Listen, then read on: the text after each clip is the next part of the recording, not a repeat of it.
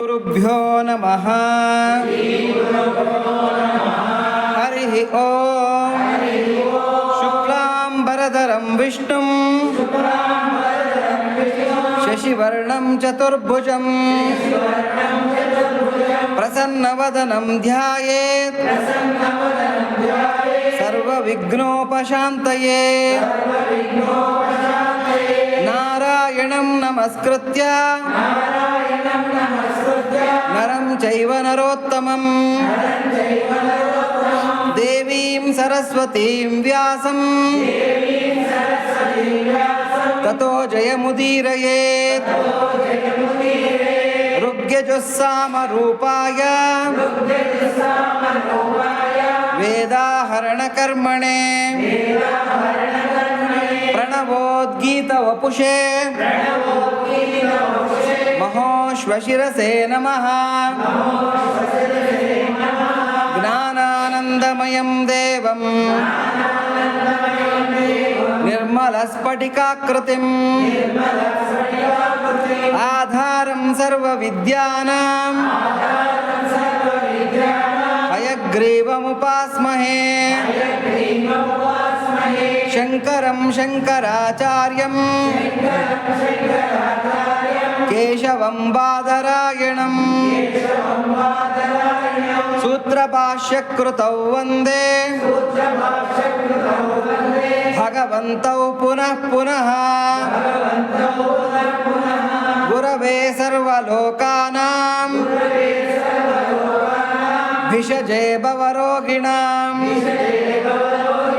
ನಿಧಯೇ ಸರ್ವವಿದ್ಯಾನಾಂ ದಕ್ಷಿಣಾಮೂರ್ತಯೇ ನಮಃ.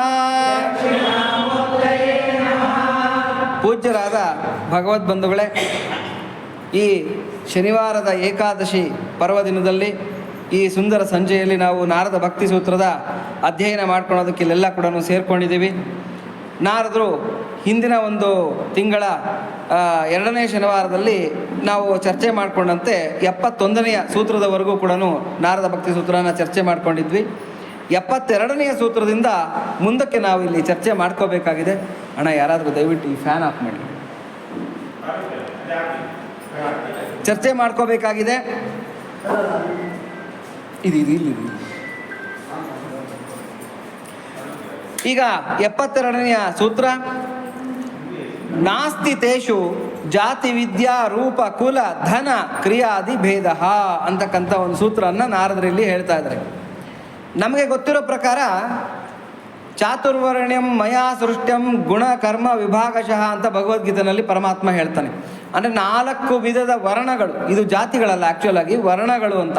ವರ್ಣಗಳು ಅಂದರೆ ಅವರವರ ಮಾಡ್ತಕ್ಕಂಥ ಸ್ವಭಾವಗಳಿಗೆ ಕರ್ಮಗಳಿಗೆ ತಕ್ಕಂಥ ಗುಣಗಳಿಂದ ವಿಭಾಗಗಳು ಮಾಡಿರ್ತಕ್ಕಂಥ ಗುಣಗಳು.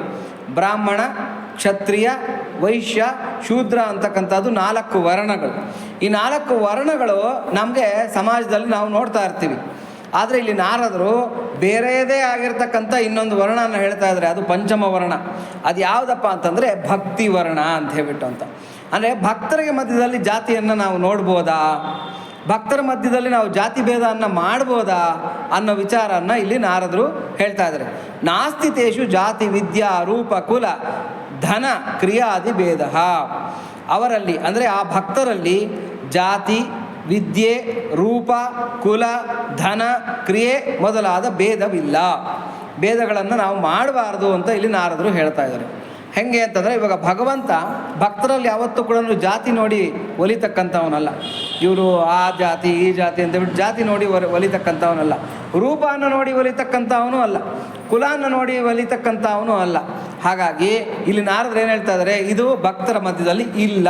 ಇಲ್ಲ ಅಂದರೆ ಇದು ಆಚರಣೆಯಲ್ಲಿ ಇಲ್ಲ ಅಂತಕ್ಕಂಥ ಮಾತನ್ನು ನಾರದರು ಹೇಳ್ತಾ ಇದ್ದಾರೆ. ಹಾಗಾಗಿ ಜಾತಿಗೂ ಅಂದರೆ ಒಬ್ಬ ಭಕ್ತನ ಜಾತಿ ಅಥವಾ ವರ್ಣ ಅಥವಾ ಅವನ ಹುಟ್ಟಿನಿಂದ ನಾವು ಅದನ್ನು ನಿರ್ಣಯಿಸೋದಕ್ಕೆ ಆಗೋದಿಲ್ಲ. ಕೆಸರೊಳು ತಾವರೆ ಪುಟ್ಟಲು ಅದ ತಂದು ಬಿಸಜನಾಭನಿಗರ್ಪಿಸಲಿಲ್ಲವೇ ಅಂತ ಕೇಳ್ತಾರೆ ಕನಕದಾಸರು. ತಾವರೆ ಹೂವು ಎಲ್ಲುಟ್ಟುತ್ತೆ? ಕೆಸರೊಳಗೆ ಹುಟ್ಟುತ್ತೆ. ಕೆಸರೊಳಗೆ ಹುಟ್ಟಿದೆ ತಾವರೆ ಹೂವು ಅಂತೇಳ್ಬಿಟ್ಟು ನಾವು ದೇವ್ರಿಗೆನ್ನ ಹಿಡ್ದಿರ ಹೋಗ್ತೀವ? ಪ್ರಪ್ರಥಮವಾಗಿ ನಾವು ತಗೊಳ್ತಕ್ಕಂಥ ಹೂವೇ ಕಮಲ. ಕೆಸರಲ್ಲಿ ಹುಟ್ಟಿದ್ರೂ ಕೂಡ ಕಮಲಾನೇ ನಾವು ಪ್ರಥಮ ಆದ್ಯತೆ ಮಾಡ್ತೀವಿ. ಅಂದರೆ ಭಗವಂತನಿಗೆ ಸಮರ್ಪಣೆ ಮಾಡೋದಕ್ಕೆ ಅತ್ಯಂತ ಶ್ರೇಷ್ಠವಾಗಿರ್ತಕ್ಕಂಥ ಪುಷ್ಪ ಯಾವುದು ಅಂದರೆ ಕಮಲ ಅಂತ ಹೇಳ್ಬಿಟ್ಟು ಅಂತ. ಹಾಗೇನೆ ಇಲ್ಲಿ ನಾರದರು ಏನು ಹೇಳ್ತಾ ಇದ್ದಾರೆ ಅಂತಂದರೆ, ನೋಡಿ ಈ ಏನು ಚತುರ್ಪುರುಷಾರ್ಥಗಳು ಅಂತ ಕರೀತಾರೆ. ಚತುರ್ವಿಧ ಪುರುಷಾರ್ಥಗಳು: ಧರ್ಮ, ಅರ್ಥ, ಕಾಮ, ಮೋಕ್ಷ. ಬ್ರಾಹ್ಮಣ, ಕ್ಷತ್ರಿಯ, ವೈಶ್ಯ, ಶೂದ್ರ. ಯಾರಿಗೆ ಇದು ಆಚರಣೆಯಲ್ಲಿರುತ್ತೆ ಅಂದರೆ, ಯಾರು ಧರ್ಮ, ಅರ್ಥ, ಕಾಮ, ಮೋಕ್ಷಗಳನ್ನು ಅಪೇಕ್ಷಿಸ್ತಕ್ಕಂಥವ್ರಿದ್ದಾರೆ ಅವ್ರಿಗೆ ಈ ಜಾತಿಗಳು ಇದ್ಕೊಳ್ಳಿ, ಬಿಟ್ಬಿಡೋಣ ಅವ್ರಿಗೆ. ಆದರೆ ಭಕ್ತರು ಬೇರೆಯದೇ ಆಗಿರ್ತಕ್ಕಂಥ ಜಾತಿಗೆ ಸೇರಿರ್ತಕ್ಕಂಥವ್ರು. ಅವ್ರು ಯಾರು ಅಂತಂದರೆ, ಭೂಮಿ ಮೇಲೆ ಓಡಾಡ್ತಾ ಇರ್ತಕ್ಕಂಥ ದೇವತಾ ಪುರುಷರವರು. ಬೇಡ ಬಿಡಿ, ಆಫ್ ಮಾಡಿಬಿಡಿ. ಇರಲಿ ಬಿಡಿ. ಹಾಗಾಗಿ ಬೇರೆಯದೇ ಆಗಿರ್ತಕ್ಕಂಥ ಅವ್ರದ್ದು ವರ್ಣ, ಅವರು ಭೂಮಿಯ ಮೇಲೆ ಓಡಾಡ್ತಾ ಇರ್ತಕ್ಕಂಥ ದೇವತಾ ಪುರುಷರವರು, ಸಾಕ್ಷಾತ್ತಾಗಿ ದೇವರು. ಅವರು ಯೋಗವನ್ನು ಅಭ್ಯಾಸ ಮಾಡಬೇಕಾದ್ದಿಲ್ಲ, ಅಷ್ಟಾಂಗ ಸಿದ್ಧಿಯನ್ನು ಅವರು ಪಡ್ಕೋಬೇಕಾದ್ದಿಲ್ಲ, ಯಜ್ಞಯಾಗಾದಿಗಳನ್ನು ಅವ್ರು ಮಾಡಬೇಕಾದ್ದಿಲ್ಲ. ಈ ಪಂಡರಾಪುರದ ಪಾಂಡುರಂಗನ ವಿಠ್ಠಲನ ಭಕ್ತರು ಏನು ಮಾಡ್ತಾರೆ ಅಂತಂದರೆ, ಹಣೆಗೆ ಒಂದು ಕಪ್ಪು ಚುಕ್ಕೆ ಇಡ್ತಾರೆ, ನೋಡಿರ್ತೀರಾ? ಹಣೆಗೆ ಬಿಳಿ ವಸ್ತ್ರ ಧರಿಸ್ತಾರೆ, ತುಳಸಿ ಮಾಲೆ ಹಾಕ್ತಾರೆ, ಹಣೆಗೆ ಕಪ್ಪು ಚುಕ್ಕೆ ಇಡ್ತಾರೆ. ಅದರ ಅರ್ಥ ಏನು ಅಂದರೆ, ಯಾಗಾದಿಗಳು ನಮಗೆ ಬೇಕಾಗಿಲ್ಲ ಅಂತ. ನಾವು ಆಲ್ರೆಡಿ ಪೂರ್ಣ ಫಲನ ಪಡ್ಕೊಂಬಿಟ್ಟಿದ್ದೀವಿ ಅಂತ. ಯಾವುದು ಆ ಪೂರ್ಣ ಫಲ? ನಾಮಜಪ. ಯಜ್ಞಾನಾಂ ಜಪಯಜ್ಞೋಸ್ಮಿ ಅಂತೇಳ್ಬಿಟ್ಟು ಪರಮಾತ್ಮ ಹೇಳ್ಬಿಟ್ಟಿದ್ದಾನೆ. ಹೌದಾ? ಯಜ್ಞಾನಾಂ ಜಪಯಜ್ಞೋಸ್ಮಿ ಅಂತ ಪರಮಾತ್ಮನೇ ಹೇಳ್ಕೊಂಡಾಗ, ಅಂದರೆ ನಾನು ಎಲ್ಲ ಯಜ್ಞಗಳಲ್ಲೂ ಜಪಯಜ್ಞನಾಗಿದ್ದೀನಿ ಅಂತೇಳ್ಬಿಟ್ಟು ಪರಮಾತ್ಮ ಹೇಳ್ಕೊಂಡ್ಬಿಟ್ಮೇಲೆ ಇನ್ನು ನಮಗೆ ವಿಶೇಷವಾಗಿ ಮತ್ತೆ ಆ ಯಜ್ಞ, ಈ ಯಜ್ಞ, ಅದೆಲ್ಲ ಯಾಕೆ ಬೇಕು ಅಂತಕ್ಕಂಥದ್ದು ಭಕ್ತರ ಒಂದು ಆಶಯ. ಹಾಗಾಗಿ ಯಾವ ಯಜ್ಞನೂ ಅವ್ರು ಮಾಡಬೇಕಾದ್ದಿಲ್ಲ, ಯಾವ ಅಷ್ಟಾಂಗ ಸಿದ್ಧಿನೂ ಅವ್ರು ಪಡ್ಕೋಬೇಕಾದ್ದಿಲ್ಲ, ಅಥವಾ ಯಾವ ಒಂದು ದೊಡ್ಡ ದೊಡ್ಡ ಸಾಧನೆಗಳನ್ನು ಅವ್ರು ಮಾಡಬೇಕಾದ್ದಿಲ್ಲ. ಇಲ್ಲಿ ನಾರದರು ಹೇಳ್ತಾ ಇರ್ತಕ್ಕಂಥ ಏನು ಅಂದರೆ, ಯಾರು ಭಗವಂತನ ನಾಮಸ್ಮರಣೆ ಮಾಡ್ತಾ ಇದ್ದಾರೆ ಅವ್ರನ್ನ ನಾವು ಏನಂತ ಟ್ರೀಟ್ ಮಾಡಬೇಕು? ಭಕ್ತ ಅಂತ ಟ್ರೀಟ್ ಮಾಡಬೇಕು. ಅವನೇನು ದೊಡ್ಡ ಸಾಧನೆ ಮಾಡಬೇಕಾದ್ದಿಲ್ಲ, ಜೀವನದಲ್ಲಿ ಯಾವುದನ್ನು ಮಾಡಬೇಕಾದ್ದಿಲ್ಲ. ಯಾರು ನಾಮಸ್ಮರಣೆ ಮಾಡ್ತಾ ಇದ್ದಾರೆ, ಭಗವನ್ ನಾಮಸ್ಮರಣೆ, ಅವರನ್ನು ಭಕ್ತ ಅಂತ ಟ್ರೀಟ್ ಮಾಡಬೇಕು. ಯಾರು ಭಕ್ತರೋ ಅವ್ರಿಗೆ ಜಾತಿ ಇಲ್ಲ. ಯಾರು ಭಕ್ತರಾಗ್ಬಿಟ್ಟಿದ್ದಾರೆ ಅಂದರೆ, ನಾಮಸ್ಮರಣೆ ಮಾಡ್ತಾ ಇದ್ದಾರೆ, ಅವ್ರಿಗೆ ಜಾತಿ ಅಂತಕ್ಕಂಥದ್ದೇ ಇಲ್ಲ. ಅವರು ವಿಶೇಷವಾಗಿರತಕ್ಕಂಥ ಪುಣ್ಯಪುರುಷರು ಅಂತೇಳ್ಬಿಟ್ಟು, ಅಂದರೆ ಭೂಲೋಕದ ಭೂಮಿ ಮೇಲೆ ಓಡಾಡ್ತಾ ಇರ್ತಕ್ಕಂಥ ಒಂದು ದೇವಮಾನವರು ಅಂತ ನಾವು ಟ್ರೀಟ್ ಮಾಡಬೇಕು. ಭಕ್ತರ ಮಧ್ಯದಲ್ಲೂ ಕೂಡ ನಾವು ಜಾತಿಯನ್ನು ಎಣಿಸೋಂಗಿಲ್ಲ. ಭಗವಂತನೂ ಕೂಡ ಭಕ್ತರ ಮಧ್ಯದಲ್ಲಿ ಜಾತಿಯನ್ನು ಎಣಿಸಲ್ಲ. ಅದನ್ನು ನಾರದರು ಇಲ್ಲಿ ಹೇಳ್ತಾ ಹೋಗ್ತಾ ಇದ್ದಾರೆ. ನೋಡಿ, ಧರ್ಮ, ಅರ್ಥ, ಕಾಮ, ಮೋಕ್ಷ, ಇದು ಚತುರ್ವಿಧ ಪುರುಷಾರ್ಥಗಳು. ಪಂಚಮ ಪುರುಷಾರ್ಥ ಅಂತ ಇನ್ನೊಂದಿದೆ. ಪಂಚಾರ್ಥಮೂಲವಾಡು ತಂಡ್ರಿನಗುನಾದು ಪಕ್ಷಂಬು ನಿಂದಿಂಚಿ. ನೀವೆಲ್ಲ ಕೇಳಿರ್ತೀರ ಅದು. ಯತ್ಕಿಂಚಿತ್ ಭೀತಿಯುಲೇಕ ವಿಷ್ಣುನುನ್ ಅಹಿತುನ್ ಕೀರ್ತಿಂಚುಚುನ್ನಾಡು ಒಲದುನ್ನು ಚುಂಚಪ್ಪಿನ ಮಾನಡು ಅಂಗಮುನ ಪುತ್ರಾಕಾರತನ್ ವ್ಯಾಧಿ ಜನ್ಮಿಂಚು. ಯಾವ್ದು ಕೀರ್ತನೆ ಹೇಳಿ? ಭಕ್ತ ಪ್ರಹ್ಲಾದರಲ್ಲಿ ತಗೊಂಡಿರ್ತಕ್ಕಂಥದ್ದು, ಪೋತನ ಬರೆದಿರ್ತಕ್ಕಂಥದ್ದು, ಪೋತನ ಮಾತಿರು ಬರೆದಿರ್ತಕ್ಕಂಥ ಭಾಗವತದಲ್ಲಿರ್ತಕ್ಕಂಥ ಕೀರ್ತನೆ ಇದು. ಅಂದರೆ ಏನು ಅಂತಂದರೆ, ಪಂಚಾರ್ಥ ಮೂಲವಾಡು. ಚತುರ್ವಿಧ ಗೊತ್ತು, ಯಾವುದು? ಧರ್ಮ, ಅರ್ಥ, ಕಾಮ, ಮೋಕ್ಷ ಗೊತ್ತು. ಪಂಚಾರ್ಥ ಯಾವುದಪ್ಪ ಅಂದರೆ ಅದೇ ಭಕ್ತಿ. ಯಾರು ಭಕ್ತಿಯನ್ನು ಮಾಡ್ತಾ ಇದ್ದಾರೆ, ಯಾರು ನಾಮಸ್ಮರಣೆಯನ್ನು ಮಾಡ್ತಾ ಇದ್ದಾರೆ, ಸದಾಕಾಲ ಭಗವತ್ ಸ್ಮರಣೆಯನ್ನು ಮಾಡ್ತಾ ಇದ್ದಾರೆ, ಇವರು 5ನೇ ಕ್ಯಾಟಗರಿಗೆ ಸೇರಿರತಕ್ಕಂಥವ್ರು. ಇವ್ರಿಗೆ ಧರ್ಮ ಬೇಡ, ಅರ್ಥ ಬೇಡ, ಕಾಮ ಬೇಡ, ಮೋಕ್ಷ ಬೇಡ. ಇವ್ರಿಗೇನು ಬೇಕು? ಪರಮಾತ್ಮನ ಪ್ರೀತಿ ಬೇಕು, ಪರಮಾತ್ಮ ಬೇಕು ಅಷ್ಟೇ. ಹಾಗಾಗಿ ಯಾರು ಇದನ್ನು ಮಾಡ್ತಾ ಇದ್ದಾರೆ, ಇವರು ಪಂಚಾರ್ಥಗಳ ಒಡೆಯರು ಅಂತ ಹೇಳ್ಬಿಟ್ಟು ಅಂತ. ಯಾರು ಪಂಚಾರ್ಥಗಳಲ್ಲಿರ್ತಕ್ಕಂಥ ಭಕ್ತರೋ ಅವರ ಮಧ್ಯದಲ್ಲಿ ಜಾತಿ, ಕುಲ, ರೂಪ, ಧರ್ಮ, ಧನ ಇವ್ಯಾವುದು ಕೂಡ ಮಧ್ಯ ಬರೋದಿಲ್ಲ. ಹಾಗಾಗಿ ಅದನ್ನು ಇಲ್ಲಿ ನಾರದರು ಹೇಳ್ತಾ ಇದ್ದಾರೆ. ನಾಸ್ತಿತೇಷು ಜಾತಿ, ವಿದ್ಯಾ, ಕುಲ, ಧನ, ಕ್ರಿಯಾದಿಭೇದ. ಅವರಲ್ಲಿ ಅಂದರೆ ಭಕ್ತರಲ್ಲಿ ಜಾತಿ, ವಿದ್ಯೆ, ರೂಪ, ಕುಲ, ಧನ, ಕ್ರಿಯೆ ಮೊದಲಾದ ಭೇದವಿಲ್ಲ. ಭಗವಂತನ ಎಣಿಕೆಯೇ ಬೇರೆ. ಯಾರಲ್ಲಿ ಭಕ್ತಿ ಇದೆಯೋ ಅವರನ್ನು ಮೆಚ್ಚುತ್ತಾನೆ, ಅವರಿಗೆ ತನ್ನನ್ನೇ ಮಾರಿಕೊಂಡು ಬಿಡುತ್ತಾನೆ. ಭಕ್ತ ಕೇಳ್ತಕ್ಕಂಥ ಭಗವಂತ ಕೇಳ್ತಕ್ಕಂಥದ್ದೇನು ಅಂದರೆ, ಇವ್ನು ನೋಡೋದಕ್ಕೆ ತುಂಬ ಸುಂದರವಾಗಿದ್ದಾನ, ಏನು ನೋಡ್ತಾನ? ಇಲ್ಲ. ಕುರೂಪರಿಗೂ ಕೂಡ ಭಗವಂತ ಒಲಿತಾನೆ. ಯಾರಾದರೂ ದುಡ್ಡು ದಂಡಿಯಾಗಿದೆಯಾ, ಓ ಇವ್ರು ಧನಾಢ್ಯರು, ಇವ್ರಿಗೆ ಒಲಿಬೇಕಾ ಅಂತ ಭಗವಂತ ಅನ್ಕೊಂತಾನ? ಇಲ್ಲ. ಅಥವಾ ಇವರನ್ನ ದೊಡ್ಡ ಪಂಡಿತರು, ಇವರೆಲ್ಲ ವೇದಾಂಗಗಳನ್ನು ಓದ್ಕೊಂಡಿದ್ದಾರೆ, ಚೆನ್ನಾಗಿ ಗ್ರಾಮರ್ಗಳೆಲ್ಲ ಓದ್ಕೊಂಡ್ಬಿಟ್ಟಿದ್ದಾರೆ, ಮಹಾಪಂಡಿತರು ಅಂತಕ್ಕಂಥವ್ರಿಗೆ ಭಗವಂತ ಒಲಿತಾನ? ಇಲ್ಲ. ಹಾಗಾಗಿ ಭಗವಂತ ಯಾವುದು ಕೂಡ ನೋಡಲ್ಲ. ಭಗವಂತ ನೋಡ್ತಕ್ಕಂಥ ಒಂದೇ ಒಂದು ಕ್ವಾಲಿಫಿಕೇಶನ್ ಏನು ಅಂದರೆ ಭಕ್ತಿ. ಸಂಸ್ಕೃತದಲ್ಲಿ ಭಕ್ತಿ, ಆಡು ಭಾಷೆಯಲ್ಲಿ ಏನಂತ ಕರೀತಾರೆ ಅದನ್ನು?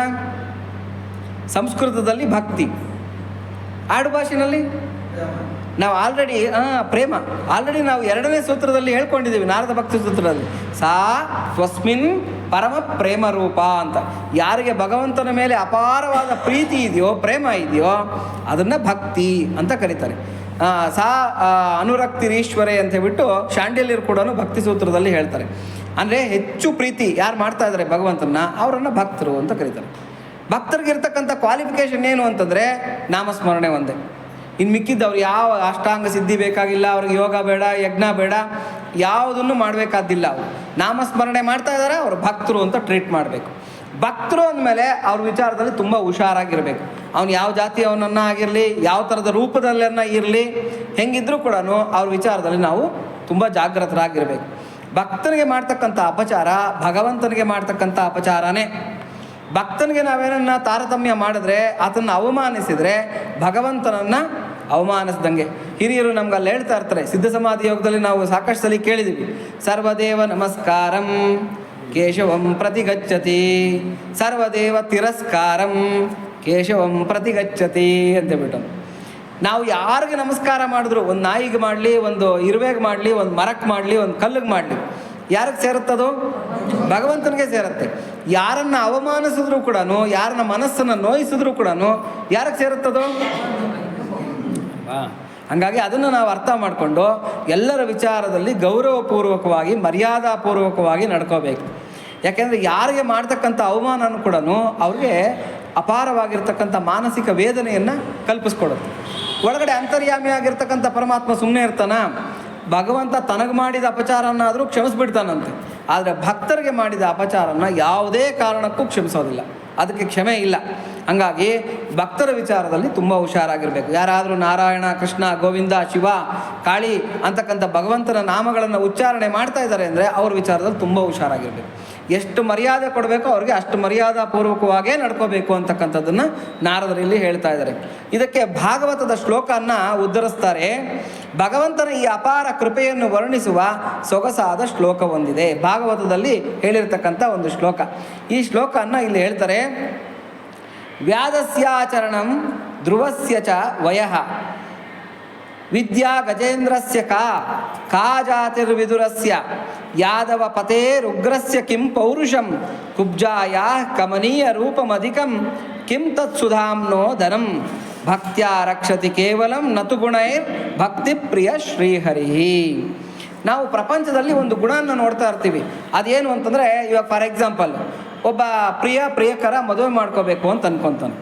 ಪ್ರಿಯ ಏನನ್ಕೊತಾನೆ, ನನ್ನ ಪ್ರೇಯಸಿಗೆ ತುಂಬ ಸುಂದರವಾಗಿರ್ತಕ್ಕಂಥ ಜಡೆ ಇದೆ, ತುಂಬ ಸುಂದರವಾಗಿರ್ತಕ್ಕಂಥ ರೂಪ ಇದೆ ಅಂತಕ್ಕಂಥದ್ದನ್ನು ಇದು ಮಾಡಿರ್ತಾನೆ. ಪ್ರಿಯತಮ ಏನು ಅಂದ್ಕೊಂಡಿರ್ತಾಳೆ, ನನ್ನ ಪ್ರಿಯಕರ ಹ್ಯಾಂಡ್ಸಮ್ ಆಗಿದ್ದಾನೆ, ಕಟ್ಟುಮಸ್ತಾಗಿರ್ತಕ್ಕಂಥ ಶರೀರ, ನೋಡೋದಕ್ಕೆ ತುಂಬ ಚೆನ್ನಾಗಿದ್ದಾನೆ, ಕೈ ತುಂಬ ಸಂಪಾದನೆ ಇದೆ ಅಂತೇಳ್ಬಿಟ್ಟು ಇಬ್ಬರು ಹೊಲಿದು ಮದುವೆ ಮಾಡ್ಕೊತಾರೆ. ಇದೇನಾಯಿತು, ಅಲ್ಲಿಗೆ ಸಹಜವಾಗಿರ್ತಕ್ಕಂಥ ಪ್ರೀತಿ ಆಗಲಿಲ್ಲ. ಇದು ಯಾವುದೋ ಒಂದು ವಸ್ತುವನ್ನು ನೋಡಿ ಪ್ರೀತಿಸ್ದಂಗೆ ಆಯಿತು. ಏನಾಗುತ್ತೆ, ಮದುವೆ ಆದಮೇಲೆ ಒಂದು ಟೈಫಾಯ್ಡ್ ಬರುತ್ತೆ ಯಾರಿಗೆ, ಗಂಡನಿಗೆ. ಒಂದು ಮಂಚ ಹಿಡಿತಾನೆ, ಒಂದು ವಾರ, ಒಂದು 15 ದಿವಸ ಮಂಚ ಹಿಡಿದಿದ್ದಾದಮೇಲೆ ನೋಡೋದಕ್ಕೆ ಏನಾಗುತ್ತೆ, ಅವನು ಸಣ್ಣಕ್ಕಾಗೋಗ್ತಾನೆ. ಪಾಪ ಕೃಶವಾಗಿರ್ತಕ್ಕಂಥ ಶರೀರ ಆಗೋಗುತ್ತೆ, ವೀಕ್ನೆಸ್ ಬಂದ್ಬಿಡುತ್ತೆ ಅವನಿಗೆ. ಡಾಕ್ಟ್ರ್ ಹೇಳ್ತಾರೆ, ಒಂದು 2 ತಿಂಗಳು 3 ತಿಂಗಳು ಬೆಡ್ ರೆಸ್ಟಲ್ಲಿ ಇರಬೇಕಪ್ಪ ನೀನು ಅಂತ ಹೇಳ್ತಾರೆ. ಇವಾಗ ನಿಜವಾಗ್ಲೂ ಹೆಂಡತಿಗೆ ಅವನ ಮೇಲೆ ಪ್ರೀತಿ ಬರುತ್ತಾ? ಹೆಂಡತಿ ಏನನ್ನು ನೋಡಿ ಪ್ರೀತಿಸಿದಾಳೆ? ಅವನು ಹ್ಯಾಂಡ್ಸಮ್ ಆಗಿರ್ತಕ್ಕಂಥ ಶರೀರ ನೋಡಿ ಪ್ರೀತಿಸಿದಾಳೆ. ಇವಾಗ ಗಂಡನಿಗೆ ಯಾವಾಗ ಅವನಿಗೆ ಕೃಷಿ ಶರೀರ ಬಂತೋ ಅದು ನೋಡೋರಾಗಲ್ಲ ಅವ್ರಿಗೆ. ನಾನು ಇದನ್ನೆಲ್ಲ ಪ್ರೀತಿಸಿದ್ದು, ಆ ಗಂಡ ಬೇರೆ, ಇವನೇನು ಹಿಂಗಾಗೋಗಿದ್ದಾನೆ, ಒಳ್ಳೆ ಹೆಣ ಆದಂಗೆ ಆಗಿಬಿಟ್ಟಿದ್ದಾನೆ ಅಂತ ಹೇಳ್ಬಿಟ್ಟು ಹಂಗಾಗೋಗ್ಬಿಡುತ್ತೆ. ಅದೇ ಥರನೇ ಇವಳಿಗೆ ಕೂದಲು ಚೆನ್ನಾಗಿದೆ ಅಂತೇಳ್ಬಿಟ್ಟು ಇವ್ನು ಮದುವೆ ಮಾಡ್ಕೊಂಡಿರ್ತಾನೆ, ಯಾರೋ ಗಂಡ. ಅವಳಿಗೇನಾಗುತ್ತೆ, ಏನೋ ಒಂದು ಆಗಿಬಿಟ್ಟು ಕೂದಲೆಲ್ಲ ಉದುರೋಗ್ಬಿಟ್ಟು ಸಣ್ಣಗೆ ಇಷ್ಟೇ ಕೊತ್ತಂಬರಿ ಕಟ್ಟಾದಂಗೆ ಆಗೋಗುತ್ತೆ. ಉದ್ದಕ್ಕಿದ್ದ ಜಡೆ ಕೊತ್ತಂಬರಿ ಕಟ್ಟಾಗೋಗುತ್ತೆ. ರಬ್ಬರ್ ಬ್ಯಾಂಡ್ ಹಾಕೊಂಡು ತಿರ್ಗೋದಕ್ಕೆ ಶುರು ಮಾಡ್ತಾಳೆ. ಅವಾಗ ಗಂಡನಿಗೆ ಏನು ಅನಿಸುತ್ತೆ, ನಾನು ಇವಳನ್ನೆಲ್ಲ ಪ್ರೀತಿ ಮಾಡಿದ್ದು, ಅವಳ ಶರೀರ ಎಷ್ಟು ಚೆನ್ನಾಗಿತ್ತು, ಅವಳ ಜಡೆ ಎಷ್ಟು ಚೆನ್ನಾಗಿತ್ತು, ಇವೇನು ಇವಳು ಕೂದಲೇ ಹಿಂಗಾಗಿ ಹೋಗ್ಬಿಟ್ಟಿದೆ ಅಂತ ಹೇಳ್ಬಿಟ್ಟು ಅಂತ. ಅಂದರೆ ಯಾಕೆ ಹೇಳ್ತಾ ಇದ್ದೀನಿ ಅಂತಂದರೆ, ಪ್ರಪಂಚದಲ್ಲಿರ್ತಕ್ಕಂಥ ಪ್ರೀತಿ ಎಲ್ಲ ಕೂಡ ಸ್ವಾರ್ಥ ಪ್ರೇರಿತವಾಗಿರ್ತಕ್ಕಂಥ ಯಾವುದೋ ವಸ್ತು ಪ್ರೀತಿ. ಅದು ತಂದೆ ತಾಯಿ ಮಗುವನ್ನ ಪ್ರೀತಿಸ್ತಾರೆ. ಏನಕ್ಕೆ ಪ್ರೀತಿಸ್ತಾರೆ? ರೇపు ವಾడు ತೊಲಕೋರು ಬಿಡ್ತಾಳೆ ನಾಕಿ ಅಂತ ಹೇಳ್ಬಿಟ್ಟು. ವಯಸ್ಸಿನ ಆದಾಗ ಏನೋ ಅವ್ನು ನಮಗೆ ಉದ್ಧಾರ ಮಾಡ್ತಾನೆ, ಏನೋ ನಮಗೆ ಸೇವೆ ಮಾಡ್ತಾನೆ ಅಂತಕ್ಕಂಥ ಇದರಲ್ಲಿ ಮಾಡ್ತಾರೆ. ಒಂದು ವೇಳೆ ಮಗ ಏನನ್ನ ತಂದೆ ಹೇಳಿದ್ದನ್ನ ಅಥವಾ ತಾಯಿ ಹೇಳಿದ್ದನ್ನ ಒಂದು 2-3 ಸಲ ತಿರಸ್ಕರಿಸ್ಬಿಡ್ಲಿ, ನಾನು ಮಾಡಲ್ಲ ಹೋಗು ಅಂತ ಹೇಳ್ಬಿಟ್ಟು ಅಂತ, ಆವಾಗಲೇ ಶುರು ಆಗ್ಬಿಡುತ್ತೆ, ಎಂಥ ಮಗ ಹುಟ್ಟಿದ್ನಪ್ಪ ನನಗೆ, ಆ ಥರ ಈ ಥರ ಬೈಕೊಳೋದಕ್ಕೆ ಶುರು ಮಾಡ್ತಾರೆ. ಅದೇ ಥರನೇ ತಂದೆ ತಾಯಿಗಳನ್ನು ಮಗ ಪ್ರೀತಿಸ್ತಾ ಇರ್ತಾನೆ, ಗೌರವಿಸ್ತಾ ಇರ್ತಾನೆ. ಯಾಕೆ ಅಂತಂದರೆ ಇವ್ರು ಆಸ್ತಿ ಕೊಡ್ತಾರೆ, ನಾಳೆ ನಮ್ಮನ್ನು ಚೆನ್ನಾಗಿ ನೋಡ್ಕೊತಾರೆ ಅಂತ ಪ್ರೀತಿಸ್ತಾ ಇರ್ತಾರೆ. ಇವನೇನ ಆಸ್ತಿ ಕಳ್ಕೊಂಡ ಅನ್ಕೊಳ್ಳಿ, ಅಪ್ಪ 6 లక్షల డబ్బు లేదు 6 లక్షల అప్పులు ఉన్నాయి అని చెప్పేస్తే ಆಗೋಯ್ತು. ತಂದೆ ತಾಯಿ ಮೇಲೆ ಪ್ರೀತಿ ಎಗರೋಗ್ಬಿಡ್ತೇವೆ. ಹಾಗಾದ್ರೆ ನಾಳೆ ವೃದ್ಧಾಶ್ರಮಕ್ಕೆ ಹೋಗ್ರಿ ನೀವೆಲ್ಲ, ನಿಮ್ಮನ್ನು ಸಾಕು, ನಿಮ್ಮನ್ನು ಇಷ್ಟು ದಿವಸ ಸಾಕಿದ್ದು. ಎಲ್ಲಿವರೆಗೂ ಉತ್ಪಾದಕರಾಗಿರ್ತಾರೆ ತಂದೆ ತಾಯಿ, ಅಲ್ಲಿವರೆಗೂ ಕೂಡ ಮಕ್ಕಳಿಗೆ ತುಂಬ ಪ್ರೀತಿ. ನೀವೇ ದೇವರು, ನೀವೇ ಪ್ರತ್ಯಕ್ಷ ಇವರು ಅಂತ ಹೇಳ್ಬಿಟ್ಟು ಅಂತ.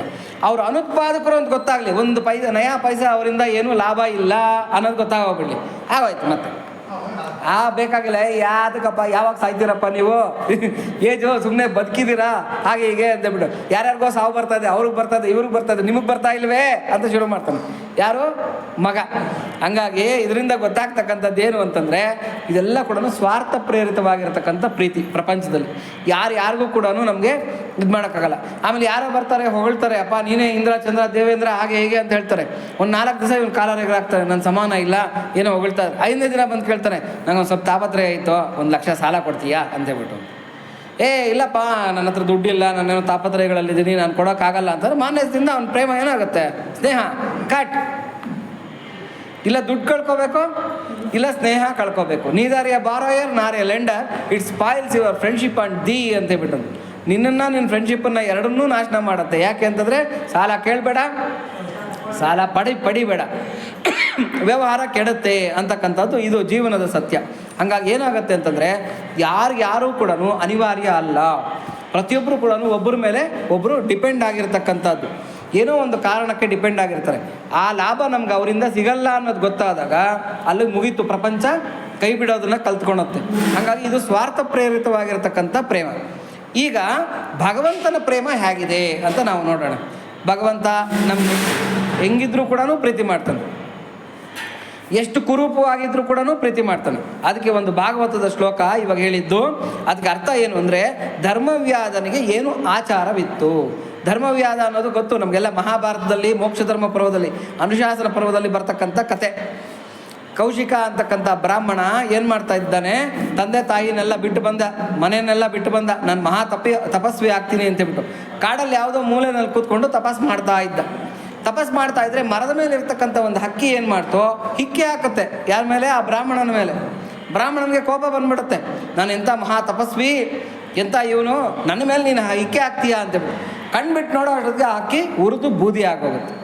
ಅಲ್ಲಿಂದ ಭಿಕ್ಷೆಗೆ ಅಂತೇಳ್ಬಿಟ್ಟು ಒಂದು ಗ್ರಾಮಕ್ಕೆ ಬರ್ತಾನೆ. ಅಲ್ಲಿ ಒಬ್ಬಳು ಗೃಹಿಣಿ, ಆ ಗೃಹಿಣಿ ಮನೆ ಮುಂದೆ ಭೌತಿ ಭಿಕ್ಷಾಂದೇಹಿ ಅಂತ ಕಾಯ್ತಾ ಇರ್ತಾನೆ. ಆಕೆ ಏನು ಮಾಡ್ತಾಳೆ, ಗಂಡ ಅವಾಗ ತಾನೆ ಕೆಲಸಕ್ಕೆ ಹೋಗಿ ಬಂದಿರ್ತಾನೆ, ಆತನಿಗೆ ಕೈಕಾಲು ತೊಳ್ಕೊಳೋದಕ್ಕೆ ನೀರು ಕೊಟ್ಟು ಊಟಕ್ಕೆಲ್ಲ ಬಡಿಸಿ, ಅವರ ಅತ್ತೆ ಮಾವಂದ್ರಿಗೆಲ್ಲ ಊಟಕ್ಕೆಲ್ಲ ಬಡಿಸಿ, ಮಕ್ಕಳಿಗೆಲ್ಲ ಊಟ ತಿನ್ನಿಸಿ ಎಲ್ಲ ಮಾಡಿ ಭಿಕ್ಷೆ ತರೋದು ಸ್ವಲ್ಪ ಸಮಯ ತೊಗೊಳುತ್ತೆ. ಈತ ಕಣ್ಣುಗಳನ್ನು ಬಿಡ್ತಾನೆ, ಎಷ್ಟೊತ್ತು ನೀನು ಭಿಕ್ಷೆ ತರೋದಕ್ಕೆ ಅಂತ ಹೇಳ್ಬಿಟ್ಟು ಅಂತ. ತಕ್ಷಣ ಆ ಗೃಹಿಣಿ ಹೇಳ್ತಾಳೆ, ನೀನು ಕಣ್ಣು ಬಿಟ್ಟು ಹಾಕ್ಸಕ್ಕೆ ಸುಟ್ಟು ಹೋಗೋದಕ್ಕೆ ಆ ಕಾಡಲ್ಲಿ ಮೂಲೆಯಲ್ಲಿ ಆ ಮರದ ಮೇಲೆ ಕೂತಿತ್ತಲ್ಲ ಆ ಹಕ್ಕಿ ಅಲ್ಲ ನಾನು ಅಂತ ಹೇಳ್ತಾನೆ. ಇವನಿಗೆ ಯಾರಿಗೆ ಕೌಶಿಕನಿಗೆ ಶಾಕ್ ಹೊಡೆದಂಗೆ ಆಗುತ್ತೆ. ಇದೇನು ಯಾವುದೋ ಆ ಕಾಡಿನ ಮೂಲೆಯಲ್ಲಿ ನಡೆದಿರ್ತಕ್ಕಂಥದ್ದನ್ನು ಈ ಮನೆಯಲ್ಲಿರ್ತಕ್ಕಂಥ ಗೃಹಿಣಿ ಹೇಳ್ತಾ ಇದ್ದಾಳಲ್ಲ ಅಂತೇಳ್ಬಿಟ್ಟು. ಅಮ್ಮ, ಆವಾಗ ಅವ್ನಿಗೆ ಗರ್ವಭಂಗ ಆಗುತ್ತೆ.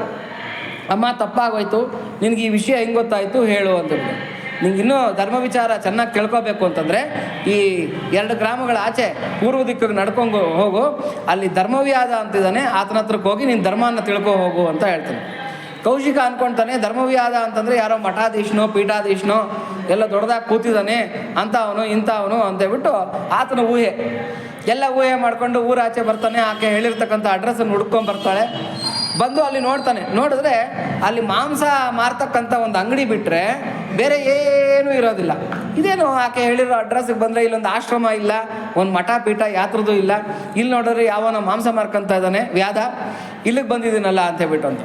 ತಕ್ಷಣ ಆತ ಆ ಮಾಂಸನೆಲ್ಲ ಮಾರಾಟ ಮಾಡಿಕೊಂಡು ಆ ವ್ಯಾಧ ಬಂದು ವಿನಯವಾಗಿ ಆತನಿಗೆ ಕೇಳ್ತಾನೆ, ನಮಸ್ಕಾರ ಸ್ವಾಮಿ, ನಿಮ್ಮನ್ನು ಆ ಗೃಹಿಣಿ ಕಳಿಸಿದಾರಲ್ವಾ, ಬನ್ನಿ ನಿಮ್ಗಿರ್ತಕ್ಕಂಥ ಸಂದೇಶಗಳನ್ನು ತೀರಿಸ್ಕೊಂಬಿಂತ್ರಿ ಅಂತ ಕರೀತಾಳೆ. ಅಪ್ಪ ಹೇಳ್ತಾರೆ, ಈತನಿಗೆ ಆಶ್ಚರ್ಯ ಆಗುತ್ತೆ. ಆಕೆ ನೋಡಿದ್ರೆ ಯಾವುದೋ ಕಾಡಲ್ಲಿ ಮೂಲೆಯಲ್ಲಿ ನಡೆದಿರ್ತಕ್ಕಂಥ ವಿಚಾರನ ಹೇಳ್ತಾ ಇದ್ದಾಳೆ, ಹಕ್ಕಿನ ಸುಟ್ಟಾಕದೆ ಅಂತ. ಈತ ನೋಡಿದ್ರೆ ಮಾಂಸ ಮಾರೋನು, ನಿಮ್ಮನ್ನ ಗೃಹಿಣಿ ಕಳಿಸಿದಾಳಲ್ವಾ ಅಂತ ಕೇಳ್ತಾ ಇದ್ದಾರೆ. ಈತನಿಗೆಲ್ಲ ವಿಚಾರ ಹೆಂಗೆ ಗೊತ್ತಾಗ್ತದೆ ಅಂತೇಳ್ಬಿಟ್ಟು, ಈ ವಿಚಾರ ನಿಮಗೆಲ್ಲ ಹೆಂಗೆ ಗೊತ್ತಾಯಿತು ಅಂತ.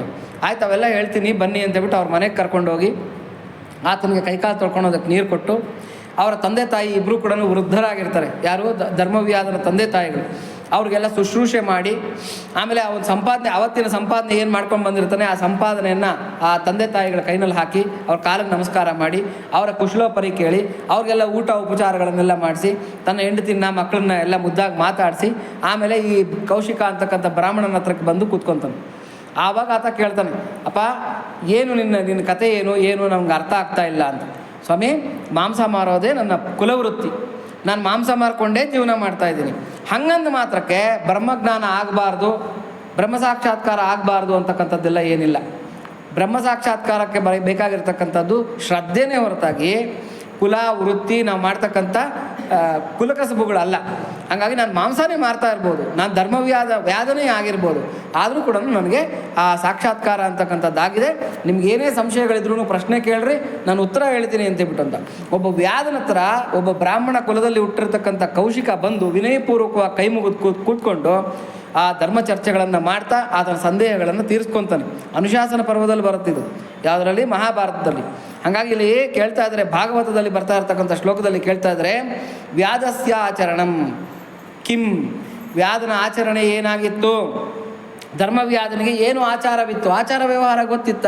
ಇಲ್ಲ, ಆತನ ಕುಲವೃತ್ತಿ ಆತ ಮಾಡ್ಕೊತಾ ಇದ್ದ. ಹಂಗಂದು ಮಾತ್ರಕ್ಕೆ ಆತನಿಗೆ ಭಗವಂತನ ಸಾಕ್ಷಾತ್ಕಾರ ಆಗಲಿಲ್ವಾ? ಧ್ರುವನಿಗೆ ಏನು ವಯಸ್ಸಾಗಿತ್ತು? ಧ್ರುವಸ್ಯ ಚ ವಯಃ, ಧ್ರುವನಿಗೆ ಏನು ವಯಸ್ಸಾಗಿತ್ತು? 5 ವರ್ಷದ ಬಾಲಕ ಪಾಪ ಹೋಗಿ ಶ್ರದ್ಧಾಭಕ್ತಿಗಳಿಂದ ಕಾಡಲ್ಲಿ ಕುತ್ಕೊಂಡು ತಪಸ್ ಮಾಡ್ದ. ಭಗವಂತ ಅವನೋ ಹುಡುಗಾಟ ಆಡ್ತಾ ಇದ್ದಾನೆ ಅಂತ ಬಿಟ್ಟು ಒಲಿದಿರ ಹೋದ್ನ. ಆ ಧ್ರುವನಿಗೆ ಒಲಿಲಿಲ್ವಾ? ಗಜೇಂದ್ರನಿಗೆ ಯಾವ ವಿದ್ಯೆ ಇತ್ತು?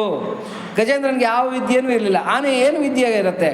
ಯಾವುದೇನು ಸಂಸ್ಕೃತದಲ್ಲಿ ಸ್ತೋತ್ರ ಮಾಡ್ತಾ, ತೆಲುಗುನಲ್ಲಿ ಸ್ತೋತ್ರ ಮಾಡ್ತಾ, ಕನ್ನಡದಲ್ಲಿ ಸ್ತೋತ್ರ ಮಾಡ್ತಾ, ಆನೆ ಯಾವ ಭಾಷೆನಲ್ಲಿ ಸ್ತೋತ್ರ ಮಾಡುತ್ತೆ? ಏನೂ ಇಲ್ಲ. ಭಾವನಾಪೂರ್ವಕವಾಗಿ ಸ್ತೋತ್ರ ಮಾಡ್ತು. ಆದರೆ ಅದು ಮಾಡಿದ ಕತೆ ಏನು ಅಂದರೆ ಗೀಳಿಡ್ತಷ್ಟೆ. ಓ ಅಂತ ಗೀಳಿಡ್ತು, ಅಷ್ಟು ಬಿಟ್ಟರೆ ಅದೇನು ಮಾಡಲಿಲ್ಲ. ಹಾಗಾಗಿ ಆ ಆನೆಗೆ ಏನು ಭಾಷೆ ಗೊತ್ತಿತ್ತು? ಯಾವ ಗ್ರಾಮರ್ ಗೊತ್ತಿತ್ತು? ಅದಕ್ಕೆ ಯಾವ ವಿದ್ಯೆ ಇತ್ತು? ಭಗವಂತ ಒಲಿಲಿಲ್ವಾ? ವಿದುರನ ಜಾತಿ ಎಂಥದ್ದು? ವಿದುರ ನಮಗೆಲ್ಲ ಗೊತ್ತು, ಯಮಧರ್ಮರಾಜನ ಅವತಾರ, ದಾಸಿಪುತ್ರ, ಶೂದ್ರ ಜಾತಿಯವನಾಗಿರ್ತಕ್ಕಂಥವನು. ಆದರೆ ಶ್ರೀಕೃಷ್ಣ ಏನು ಮಾಡ್ದ?